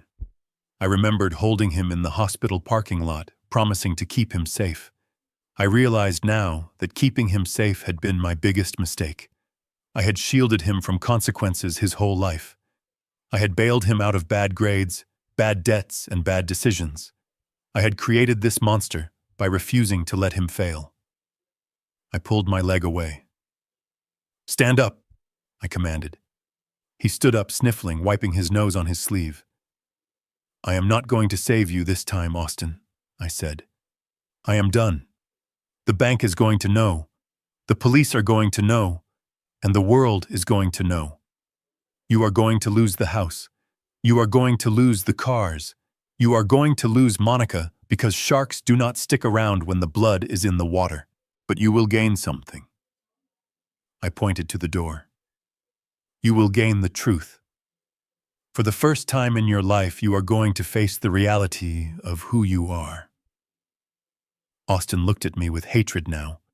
The begging was gone, replaced by the ugly spite of a spoiled child denied a toy. You are enjoying this, he spat. You always wanted me to fail. You never thought I was good enough. You with your medals and your war stories. You judge everyone. You think you are God. No, I said calmly. I am just a logistics officer, and I am clearing out the dead weight. The knock came at the door. Time is up, the guard called from the hallway. Austin stared at me for one last second. His eyes were full of venom. I hope you rot, he whispered. He turned and walked out. He did not say goodbye to his children. He did not look back. The door clicked shut. The silence returned. I let out a breath I didn't know I was holding. My hands were shaking not from fear, but from the sheer effort of cutting the cord. It is a terrible thing to amputate a part of yourself, but sometimes it is the only way to save the rest of the body. I turned back to the kids. Leo had put his burger down. He was crying silently, big tears rolling down his cheeks. Grandpa, he choked out. Is Dad going to jail? I walked over and sat down between them. I put one arm around Leo and one arm around Mia. I pulled them close into a tight huddle. Yes, Leo, I said. I will not lie to you. He is going to jail. Leo buried his face in my chest. Mia leaned her head on my shoulder. Is it my fault? Leo asked. Because I told the truth. No. I kissed the top of his head. It is never your fault for telling the truth. The truth is the only thing that is going to save us. Your dad is going to jail because of what he did, not because of what you said. We sat there for a long time, the three of us in that small cabin floating in the middle of the ocean. Outside, the night was black and endless, but inside we had food. We had safety, and we had the clean, painful clarity of the end. The hunt was over. Now we just had to survive the aftermath. The silence in the cabin after Austin left was heavier than the steel hull of the ship. It was the kind of silence that rings in your ears. I locked the door and engaged the deadbolt. Then I dragged the heavy armchair over and wedged it under the handle. It was not standard maritime procedure, but I was done taking chances. I was done trusting locks that other people had keys to. Mia had not moved from her spot on the floor. She was picking at the sesame seeds on the remaining half of her burger. Her eyes were red and swollen. She looked like a soldier who had survived the battle but lost the war. Grandpa, she whispered, why does Daddy hate me? I knelt down in front of her. My knees cracked a sound that seemed too loud in the small room. He does not hate you, Mia, I said, choosing my words with the precision of a bomb disposal technician. He hates himself. And people who hate themselves are dangerous because they try to break everyone around them so they do not have to feel small alone. You are just the mirror he is afraid to look into. She did not understand. How could she? She was 8. But she leaned into me and I held her. 10 minutes later, there was another sound at the door. It was not a knock. It was a scratch. A timid rhythmic scratching like a stray dog asking for shelter. I stood up. I moved the chair. I checked the peephole. It was Leo. My biological grandson was standing in the hallway. He was wearing his pajamas, silk ones with a designer logo on the pocket. He was holding a pillow under one arm and his shoes in the other hand. He looked terrified. He kept looking back down the corridor toward the elevators, as if he expected a monster to burst out and devour him. I opened the door. Leo didn't say a word. He just stepped inside and slipped past me. He moved with a stealth I didn't know he possessed. He went straight to the corner of the room furthest from the door and sat down. I locked the door again. I put the chair back. I turned to look at him. Leo was sitting with his knees pulled up to his chin. He was rocking back and forth slightly. Leo, I said softly. What are you doing here, son? He looked up. His face was streaked with tears. His lower lip was bleeding where he had chewed it raw. Mom is throwing things, he whispered. She threw the lamp. She threw the ice bucket. She said it is all my fault because I opened my big mouth in the restaurant. She said I am a traitor. She said she is going to send me to military school when we get back. I felt a surge of anger so hot, it almost burned my throat. Monica was taking her humiliation out on a 10-year-old boy. She was punishing him for having the moral compass she lacked. You are not a traitor, Leo, I said, walking over to him. You are the bravest person on this ship. Leo shook his head violently. No, I am not. I am a liar. I am just like them. He looked across the room at Mia. Mia was watching him warily, hugging her teddy bear. The distance between them on the carpet was only 5 feet, but it felt like an ocean. They had been raised in the same house but in 2 different worlds. Leo the prince and Mia the servant. Leo took a deep breath. He reached into his pajama pocket. He pulled out something small and wrapped in a napkin. He held it out to Mia. I saved this for you, he said. From dinner. Before Grandpa came. Mia hesitated. She looked at me. I nodded. She crawled forward and took the napkin. She opened it. Inside was a chocolate truffle. It was slightly melted from the heat of Leo's pocket, but to Mia it looked like a diamond. "Why didn't you wake me up, Leo?" Mia asked. Her voice was not angry, just sad. "That night, why didn't you tell me you were leaving?" This was the question that had been hanging over us for 48 hours. Leo looked down at his hands. He began to pick at his cuticles, tearing the skin. "Mom told me that if I woke you up, we couldn't go," he said, his voice shaking. "She said the cruise was only for 3 people. She said if I told you or if I made a noise, she would return my PlayStation. And she said—" He stopped. He choked on a sob. "She said what, Leo?" I asked gently. "She said you were bad." Leo cried. "She told me you stole money from her purse. She said you were dangerous and that we had to leave you behind to teach you a lesson. She said if I loved her, I would help her teach you." Mia stared at him. "I didn't steal," she whispered. "I know." Leo sobbed. "I know you didn't. But I wanted to believe her. Because I wanted to go on the big boat with the slides. I was selfish. I just wanted to go swimming." He buried his face in his pillow and wept. It was a guttural, ugly sound. The sound of a child's innocence breaking under the weight of adult manipulation. I watched him, and I realized the depth of Monica's crime. She hadn't just neglected Mia. She had weaponized Leo. She had turned him into an accomplice against his will.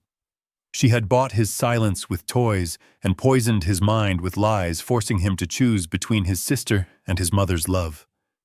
That is a burden no child should ever carry. Mia moved then. She put the chocolate down. She crawled the rest of the distance between them. She reached out and put her hand on Leo's shoulder. "It is okay, Leo," she said. Leo looked up. His eyes were wide with disbelief. "How can it be okay? I left you. You were in the dark.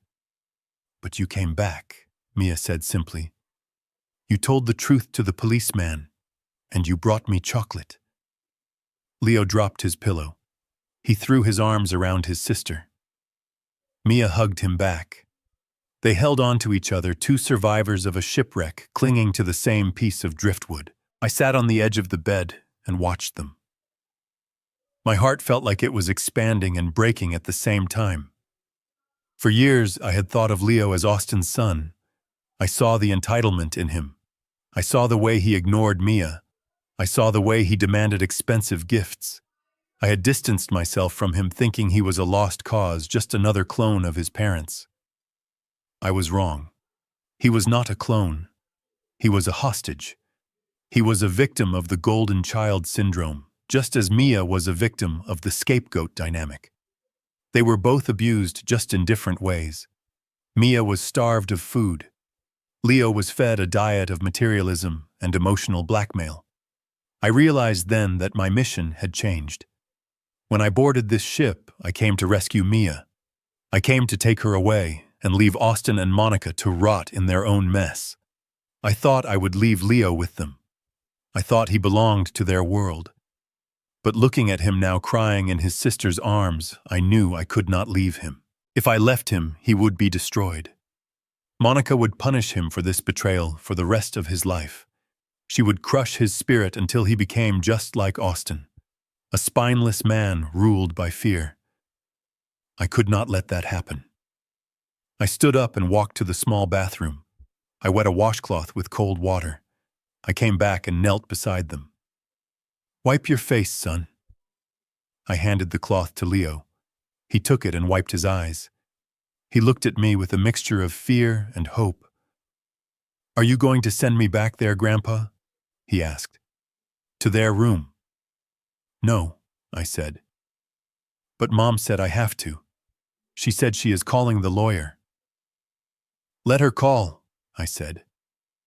Let her call the Pope for all I care. You are not going back to that room. You are staying here with me and Mia, but where will I sleep? Leo looked around the tiny cabin. There is only one bed. I smiled. It was the first genuine smile I had felt in days. Have you ever built a bunker, soldier? Leo shook his head. Well, you are about to learn. I stood up, grabbed the pillows. Mia grabbed the blankets.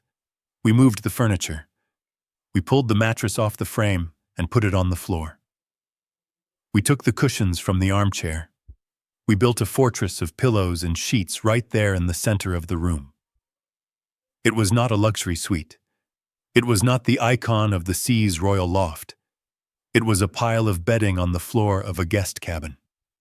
But as the three of us crawled into it, huddled together under the duvet, it felt like the safest place on earth.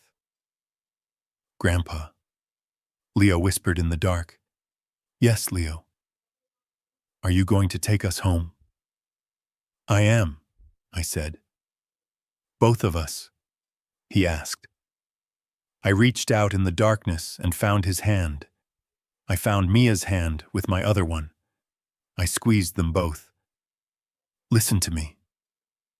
I said, my voice fierce and low in the quiet room. I am not just your grandfather anymore. I am your guardian, and I do not care what lawyers your parents hire. I do not care how much money it costs. I am going to fight for both of you. You are a package deal now, Team Slater, and no one gets left behind. Not ever again. Promise, Mia whispered. I promise, I said. I lay there listening to their breathing slow down as they drifted off to sleep.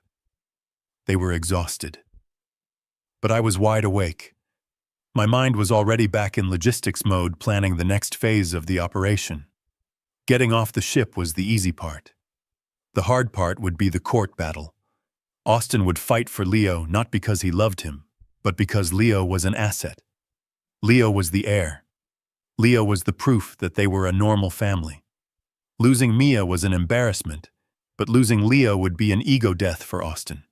He would fight dirty. He would use every trick, every lie, every ounce of leverage he had. But he didn't know what I had. He didn't know about the trust fund documents I had kept from 20 years ago. He didn't know about the clauses in the deed to his house. He didn't know that I had spent my career preparing for worst-case scenarios. I looked at the ceiling of the cabin. Sleep well, kids, I thought. Because when we land in Miami, Grandpa is going to war. And I have never lost a war. I stepped into the bathroom of the small cabin and closed the door until it clicked softly. The space was tight, barely big enough for a man of my size to turn around in. The harsh fluorescent light buzzed overhead, casting long shadows against the white tile. I looked at my reflection in the mirror. My eyes were rimmed with red, and the lines around my mouth seemed deeper than they had been this morning. I looked like a man who had been fighting a war for 20 years instead of 2 days. I sat on the closed lid of the toilet and pulled the satellite phone from my pocket.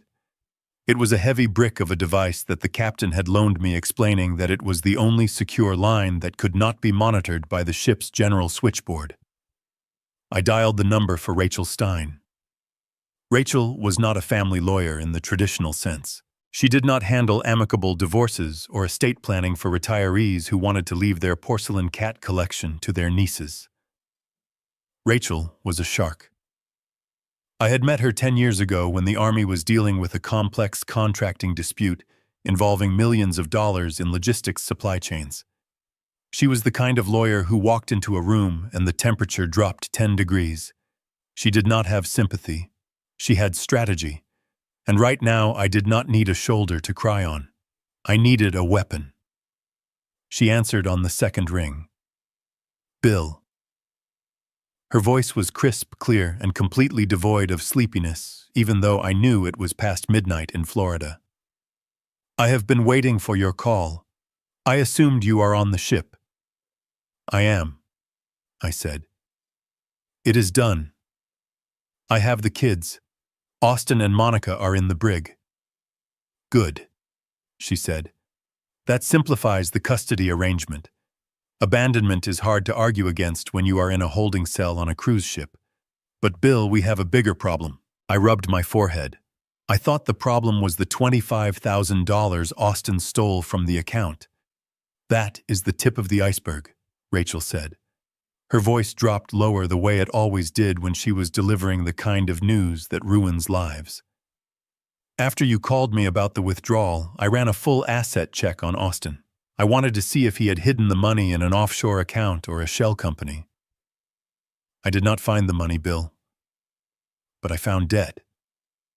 A lot of it. How much? I asked. Bill, are you sitting down? I am. Austin has been leveraging everything he touches for the last 18 months, Rachel said. It started with credit cards. He maxed out 5 of them. Then he took out personal loans, the unsecured kind with 20% interest rates. He blew through all of that. But that was not enough. She paused. The silence on the line was thick with static from the satellite connection. He forged a power of attorney document 6 months ago, she said. He used it to take out a home equity line of credit on your house. The house you live in. The house you own free and clear. Or at least the house you thought you owned free and clear. I felt the blood drain from my face. My hand gripped the phone so hard the plastic creaked. My house, I whispered. The house I built with my wife, Sarah. The house where we raised Austin. The house that was supposed to be the safety net for Mia and Leo. He took out $300,000 against the equity. Rachel continued relentlessly. And he did not stop there. When the banks cut him off, he went to private lenders. I am looking at a lien filed against his car and a threatening letter from a loan company based in a strip mall in Hialeah that specializes in high-risk borrowers. Bill, these are not nice people. These are the kind of people who charge 50% interest and collect with baseball bats. I closed my eyes. I could see it all now. The desperation in Austin's eyes when he came to the cabin. He wasn't just afraid of losing his job. He was afraid for his life. He had dug a hole so deep that he couldn't see the sky anymore, and instead of asking for a ladder, he had decided to dig deeper, hoping to come out on the other side. Where did the money go, Rachel? I asked. $300,000 plus the loans plus the theft.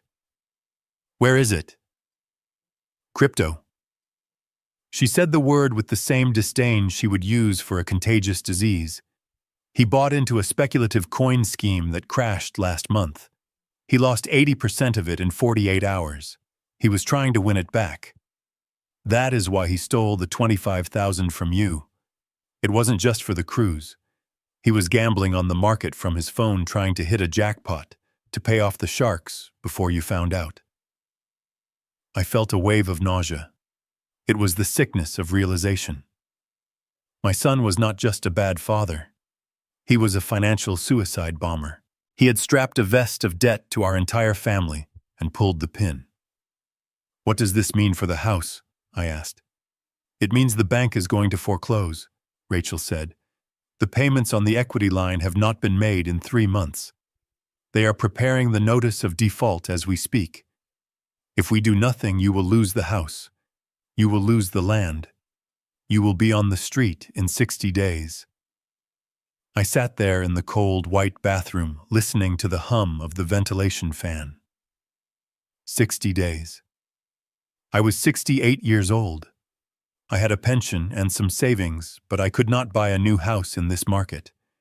And I certainly couldn't raise 2 traumatized children in a 1-bedroom rental apartment. Austin had not just abandoned his children for a vacation. He had stolen their home. What are my options? I asked. Rachel took a breath. This is where it gets ugly, Bill. You have 2 choices. Choice A is you accept the debt. You try to pay it off. You liquidate your retirement savings. You sell your truck. You maybe sell the land to pay the bank. You save Austin from criminal charges, but you bankrupt yourself and the children's future. And choice B? I asked, knowing the answer before she gave it. Choice B is the nuclear option, Rachel said. We claim fraud. We go to the police and the bank, and we file a sworn affidavit that you did not sign that power of attorney. We prove that Austin forged your signature. If we do that, the bank has to eat the loss. The debt becomes invalid because it was acquired through criminal identity theft. You keep the house. You keep your savings. But Austin goes to prison, I said. Yes, Rachel said, and not for a weekend. We are talking about bank fraud, wire fraud, and identity theft involving a senior citizen. That is a federal crime with mandatory minimum sentencing. He is looking at 10 years, Bill. Maybe 15. 10 years. My son. I looked at the bathroom door. Beyond it, my grandchildren were sleeping in a fort made of pillows. They had finally found a moment of peace. They believed I could protect them. They believed Grandpa could fix anything. If I chose option A, if I tried to save Austin, I would be breaking my promise to them. I would be throwing away the resources I needed to send them to college, to feed them, to give them a stable home. I would be sacrificing the innocent to save the guilty. But if I chose option B, I would be the one putting the handcuffs on my own son. I would be the one testifying against him. I would be the one sending him to a cage for a decade. Bill. Rachel's voice cut through my thoughts. I need to know what you want to do. The bank opens in 5 hours. If we are going to file the fraud claim, we need to do it before the foreclosure process advances. We need to strike first. I stood up. I looked in the mirror again. The man looking back at me was crying. A single tear tracked through the stubble on my cheek, but his eyes were hard. They were the eyes of a commander who had just ordered an airstrike on his own position to stop the enemy from advancing. Austin had made his choice. He made it when he picked up the pen to forge my name. He made it when he locked the fridge. He made it when he chose greed over family. Now I had to make mine. I thought about the yellow note on the lobster. Be good. Austin had never been good. He had been spoiled. He had been protected. And that protection had rotted him from the inside out. Saving him now wouldn't help him. It would just enable him to destroy whatever was left. Rachel, I said. I am here, Bill. File the charges. There was a pause on the other end. A moment of respect. Are you sure? She asked. Once I send this packet to the FBI, there is no taking it back. The federal prosecutor will pick it up immediately. I am sure. I said, my voice steady. He stole my house. He stole my grandchildren's future. He is not my son anymore, Rachel. He is a liability. Cut him loose. Understood, Rachel said. I will have the papers ready for you to sign when you dock in Miami. I will meet you at the pier with the agents. One more thing, I said. Yes, the loan sharks, the ones in Hialeah. I will handle them, Rachel said, and I could practically hear her smiling. I will send a cease and desist letter attached to the federal fraud filing. Once they know the FBI is involved and that the debt is tied to a criminal investigation, they will scatter like cockroaches. They do not want federal heat. They will write off the debt and disappear. Thank you, Rachel. Get some sleep, Bill. You have a war to fight tomorrow. I hung up the phone. I sat there for another minute, just breathing. I felt lighter. The decision was terrible, but it was right. It was the surgical removal of a tumor. I washed my face with cold water. I dried my hands. I unlocked the bathroom door and stepped back into the cabin. The room was dark and quiet. I walked over to the pillow fort. Mia was sleeping with her thumb near her mouth, holding onto Leo's sleeve. Leo was snoring softly, his face relaxed and young again, free from the stress of his mother's expectations. I lay down on the floor next to them. I didn't have a pillow, but I didn't care. I put my arm over them, creating a physical shield. Austin was going to lose everything. He was going to lose his freedom, his reputation, and his family. He would spend the next 10 years in a concrete box, wondering where it all went wrong. But this house, this family, the three of us lying on this floor, we were going to be okay. We were going to keep the house. We were going to plant a garden. We were going to bake cookies that didn't cost money. I closed my eyes. The ship rocked gently, carrying us toward the dawn. I was ready. I was the firewall, and nothing was ever going to burn these children again. The return journey to Miami was a blur of gray water and heavy silence. The icon of the seas, which had seemed like a floating paradise 2 days ago, now felt like a massive cage. When the thrusters finally fired to push the behemoth into its berth at the port of Miami, the vibration rattled the teeth in my skull. It was the sound of reality crashing back into our lives. I stood on the lower gangway deck holding Mia and Leo's hands. We were not disembarking with the other passengers.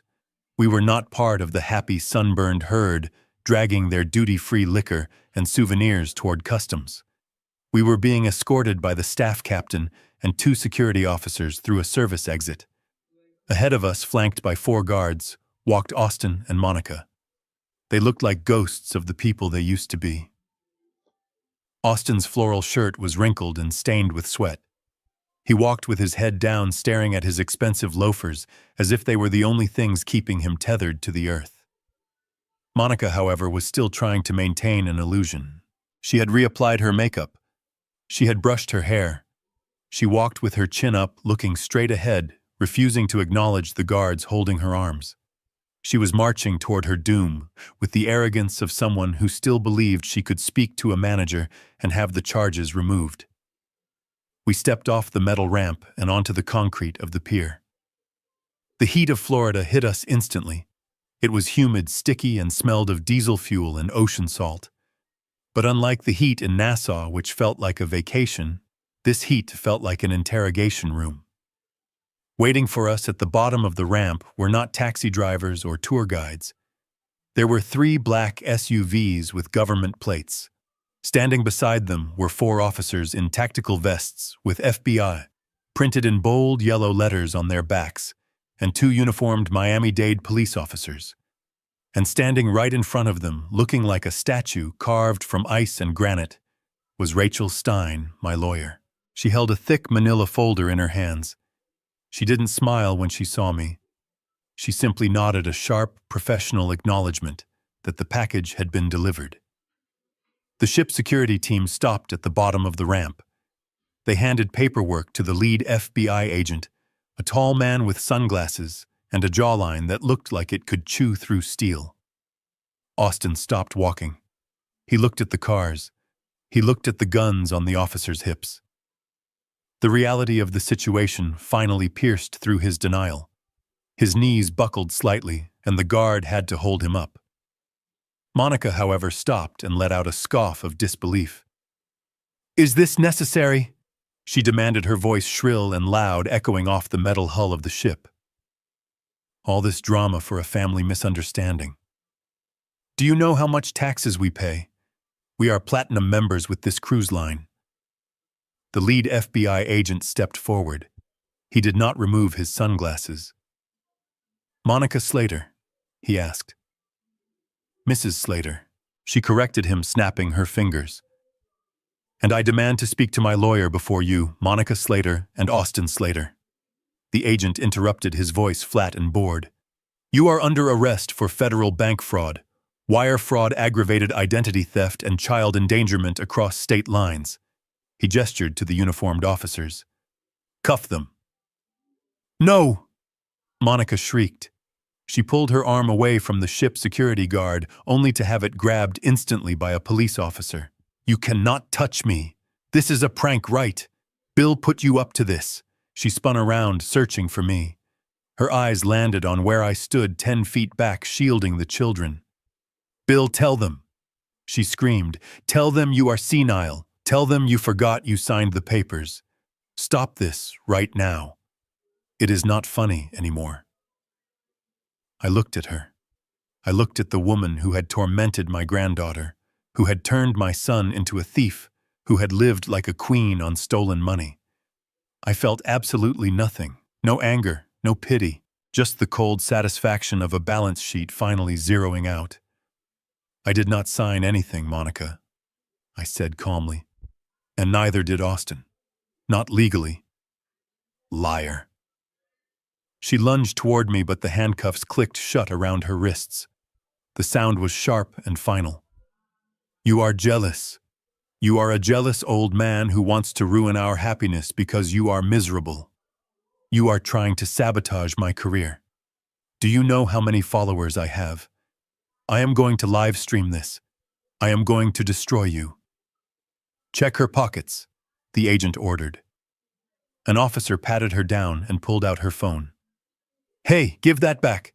That is my property," Monica yelled, thrashing against the restraint. "It is evidence now, ma'am," the officer said, bagging it. Austin did not fight. When the officer approached him, he turned around slowly and offered his wrists. He was crying silently. He looked over the officer's shoulder at me. He mouthed 2 words. "I am sorry." I didn't respond. Apologies without restitution are just noise, and Austin had nothing left to offer but noise. They marched them toward the SUVs. The scene was attracting attention now. Dock workers stopped their forklifts. Passengers looking down from the balconies of the ship pointed and took photos. Monica Slater was finally getting the fame she always wanted. She was the center of attention. She was the main character. But the genre of her story had changed from a lifestyle vlog to a true crime documentary. As they pushed Austin into the back of the first vehicle, he looked at Leo. "Leo, son." Austin called out, his voice cracking. "Be good, okay? Listen to Grandpa. I will call you." Leo stood beside me, rigid as a board. He didn't wave. He didn't cry. He just watched his father disappear behind the tinted glass. He learned a lesson that day that no school could teach. He learned that actions have consequences that cannot be undone with a hug or a toy. Monica fought until the very end. As they tried to put her in the second car, she braced her legs against the doorframe. "I did nothing wrong," she screamed to the sky, to the ship, to anyone who would listen. "I am a good mother. I fed her. She had bread. She is lying. The girl is a liar. She is the problem." The officer pushed her head down, protecting her from hitting the frame, and shoved her inside. He slammed the door. Her muffled screams were cut off. The silence that followed was heavy. The seagulls cried overhead. The water lapped against the pilings. Rachel walked over to us. She looked at the kids, then at me. "Are they okay?" she asked softly. "They will be," I said. The agent walked over. He took off his sunglasses. He looked tired. "Mr. Slater, we have everything we need. The video evidence you sent from the ship, combined with the bank records Rachel provided, is airtight. We are going to recommend no bail. They are flight risks, and they have demonstrated a capacity for witness intimidation." "Thank you," I said. "We will need to take a statement from you and the children. We have a child advocacy center set up near the station. It is comfortable. There are toys. They can talk to a specialist, not a cop." I nodded. "That is fine. We are ready." I looked down at Mia. She was staring at the spot where the car with Monica had disappeared. She was trembling slightly, not from fear, but from the release of adrenaline. The monster was gone. The witch was in the cage. "Is she coming back, Grandpa?" Mia whispered. "No, honey," I said. "Not for a very long time." We walked toward Rachel's car. I held their hands tight. Behind us, the massive cruise ship loomed a monument to excess and fake happiness. But we were walking away from it. We were walking toward my old truck, toward my house, toward a life that would be smaller, simpler, but infinitely more real. The handcuffs had clicked, but for us, it sounded like the turning of a key unlocking a prison door. We were finally free. The family court building in downtown Miami smelled of floor wax and stale coffee. It was a place where dreams went to die, and where the grim reality of broken homes was shuffled through the system in 15-minute intervals.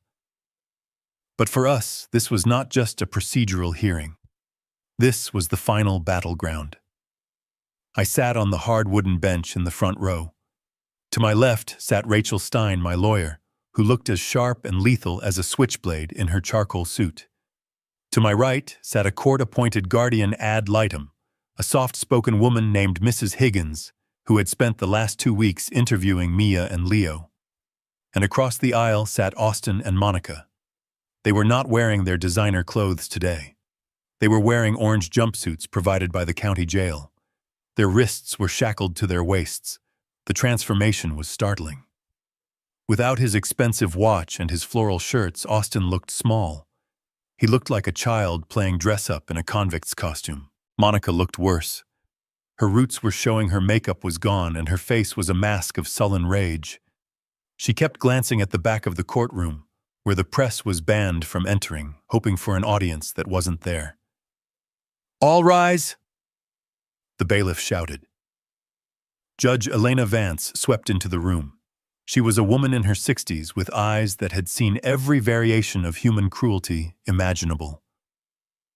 She did not look at the lawyers. She looked straight at the defendants. "Be seated," she commanded. "We are here to determine the permanent custody arrangement for Leo Slater and Mia Slater. We are also here to address the petition for the termination of parental rights filed by Mr. William Slater." Austin's public defender stood up. He was a young man with a cheap suit and a nervous twitch. He looked like he knew he was bringing a knife to a nuclear war. "Your Honor," he began, his voice wavering slightly. "My clients acknowledge that mistakes were made. However, they argue that termination of rights is too severe. They are willing to undergo counseling. They are willing to take parenting classes. They love their children, and they believe that with time and rehabilitation." Judge Vance held up a hand. The lawyer stopped mid-sentence. "Counselor," the judge said, "I have read the police report from the Port of Miami. I have seen the video footage of a chained refrigerator. I have read the psychological evaluation of the children. Do not waste my time with the word mistakes. This was not a mistake. This was a siege." She turned her gaze to Rachel. "Ms. Stein," the judge said, "you mentioned in your filing that there is additional financial evidence relevant to the children's welfare." Rachel stood up. She did not need notes.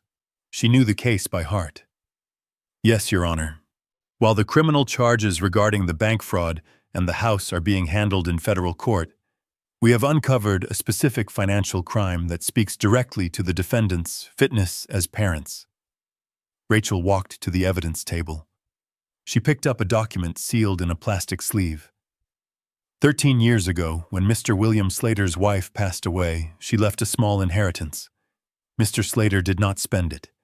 He placed it into a protected trust fund specifically designated for the future education of his grandchildren.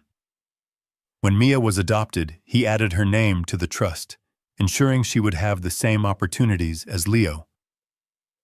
I watched Austin's back stiffen. He didn't know I knew about this part. He thought I only knew about the house. Rachel continued. The trust was set up so that withdrawals could only be made for educational or medical emergencies and required the signature of the trustee. That trustee is William Slater. She handed the document to the bailiff, who passed it to the judge, 2 days before the defendants embarked on their cruise. Rachel said, "A withdrawal was made from this trust in the amount of $25,000. The stated reason on the bank form was emergency medical surgery for Mia Slater." The courtroom went silent. Even the air conditioning seemed to stop humming. Emergency surgery. The judge repeated, looking at the paper. Rachel nodded. There was no surgery. Your Honor, Mia was healthy. The money was withdrawn in cash. We traced the serial numbers of the bills used to pay for the upgrade to the Royal Loft Suite on the Icon of the Seas. Rachel paused, letting the weight of that sink in. They did not just leave Mia behind, Your Honor. They stole her college fund to pay for the vacation they excluded her from. They used her own future to fund her abandonment. I looked at Monica. For the first time, she looked down. Even she, with all her narcissism and delusion, could not spin this. Stealing from your own child is a taboo that transcends even the darkest family dysfunctions. Rachel held up one final piece of paper. And this, she said, is the withdrawal slip. It bears the signature of William Slater. But as we have proven with a handwriting expert and Mr. Slater's sworn affidavit, he was not at the bank. He was at home gardening. The signature was forged by Austin Slater, who used his position as a former bank manager to override the security protocols. The judge looked at the documents. She adjusted her glasses. She looked at the signature. Then she looked at Austin. Mr. Slater. The judge asked, her voice dangerously quiet. Do you have anything to say? Austin stood up. His chains rattled against the table. He looked at me. He looked for the father who had saved him from high school bullies. He looked for the father who had paid his tuition. But that father was gone. In his place was the logistics officer who had just cut the supply line. Austin stammered. I was going to put it back. When the crypto went up, I was going to put it all back, plus interest. So it is true, the judge said. You gambled your daughter's education on internet coins. It wasn't gambling. Austin cried, desperation creeping into his voice. It was an investment. I did it for the family. I wanted them to have the best. You did it for yourself. The judge snapped. She slammed the folder shut. The sound echoed like a gunshot. I have heard enough. She picked up her gavel. She did not hesitate. She did not consult with her clerk. In the matter of Slater versus Slater, the court finds that the defendants, Austin and Monica Slater, have demonstrated a gross and criminal disregard for the physical, emotional, and financial well-being of their children.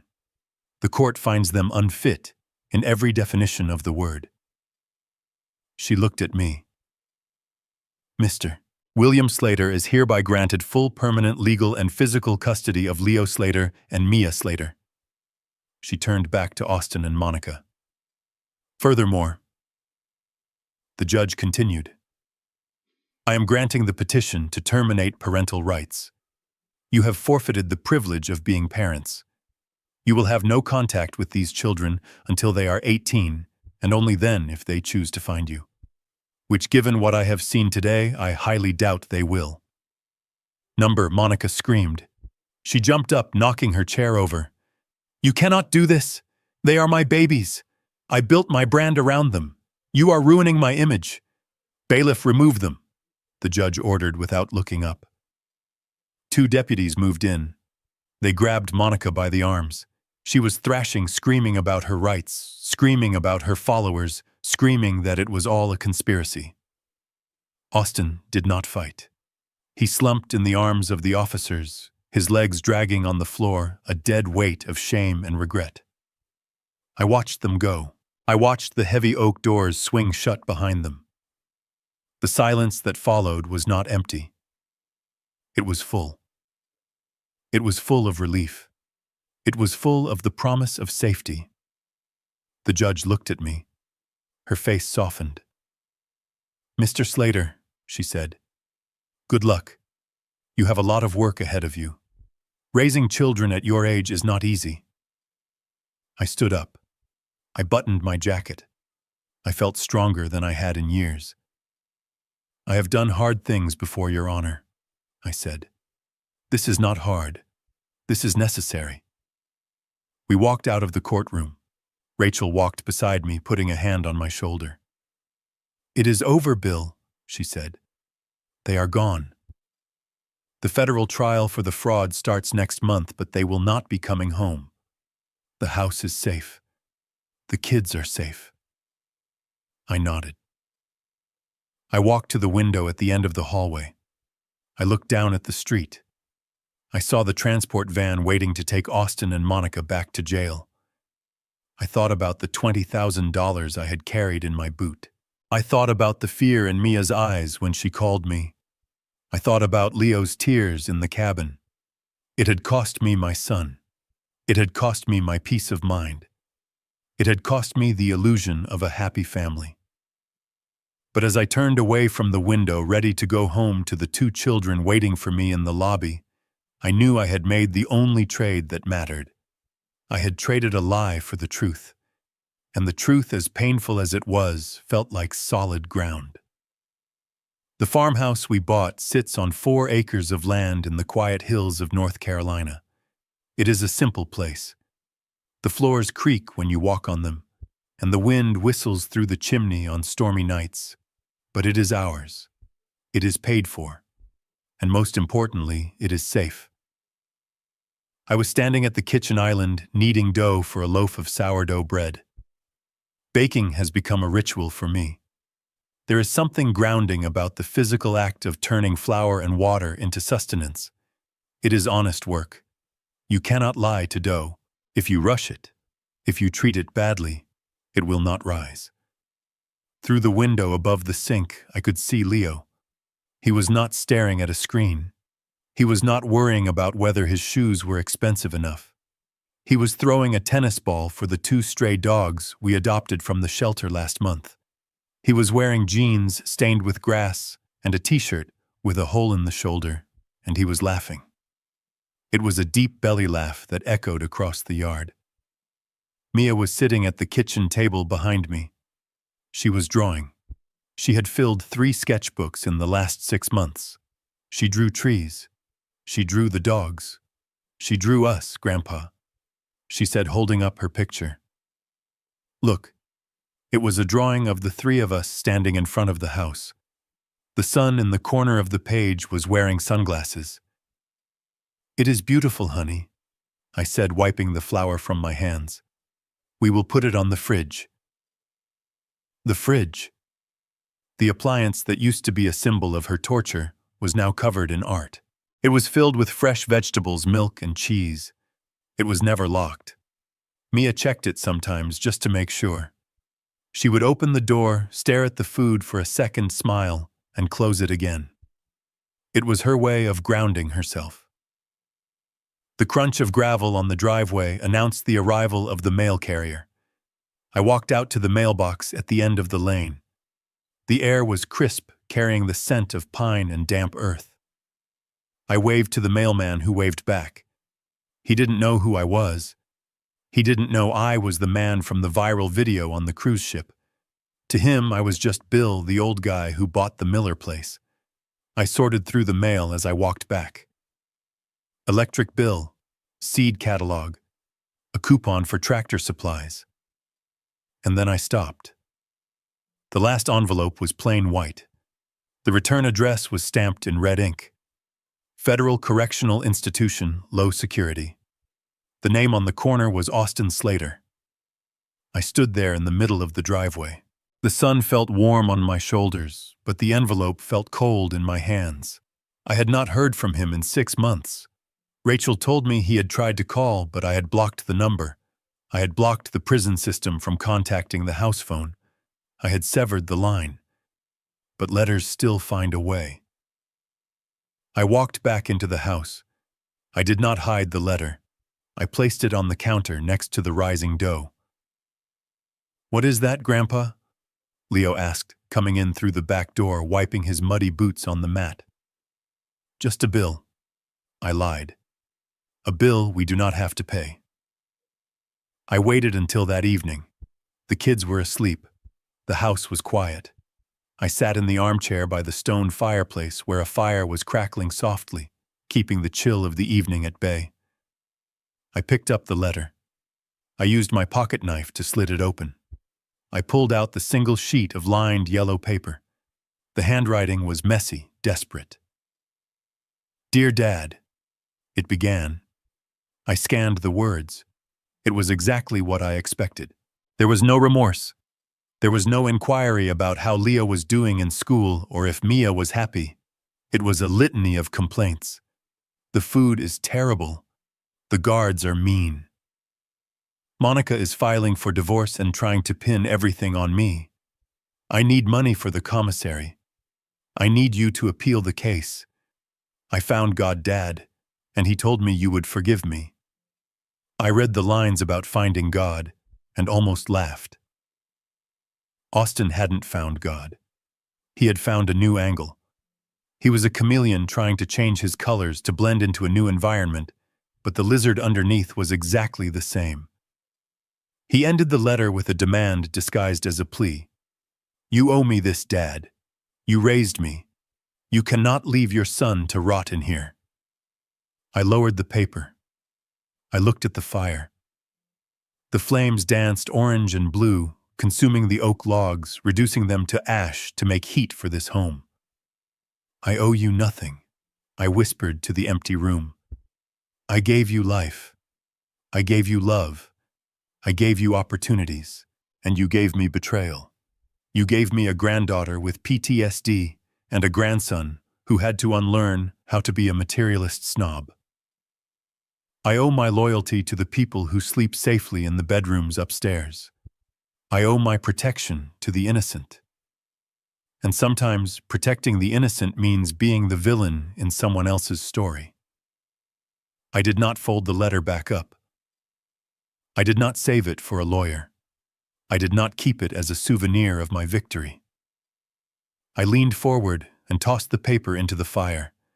It landed on a burning log. For a second, nothing happened. Then the corner curled black. The yellow paper caught the flame. The words Austin Slater burned first, then the complaints, then the false prayers. I watched it until it was nothing but a fragile gray flake of ash floating up the chimney into the night sky. I sat back in my chair. The tension left my shoulders. People tell you that family is everything. They tell you that blood is thicker than water. They tell you to forgive and forget. They are wrong. Family is not about whose DNA you share. It is about who would bleed for you and who is holding the knife. I had to cut off a limb to save the body. It was the hardest thing I have ever done. But looking at the peace in this house, listening to the silence that is no longer filled with lies, I know I made the right choice. I am Bill Slater. I am a father. I am a grandfather. And I am finally free. If you have ever had to make a hard choice to protect the ones you love, let me know in the comments. Tell me where you are listening from. And if this story reminded you of your own strength, hit that like button and subscribe. Because sometimes the only way to build a new life is to burn the bridges to the old one.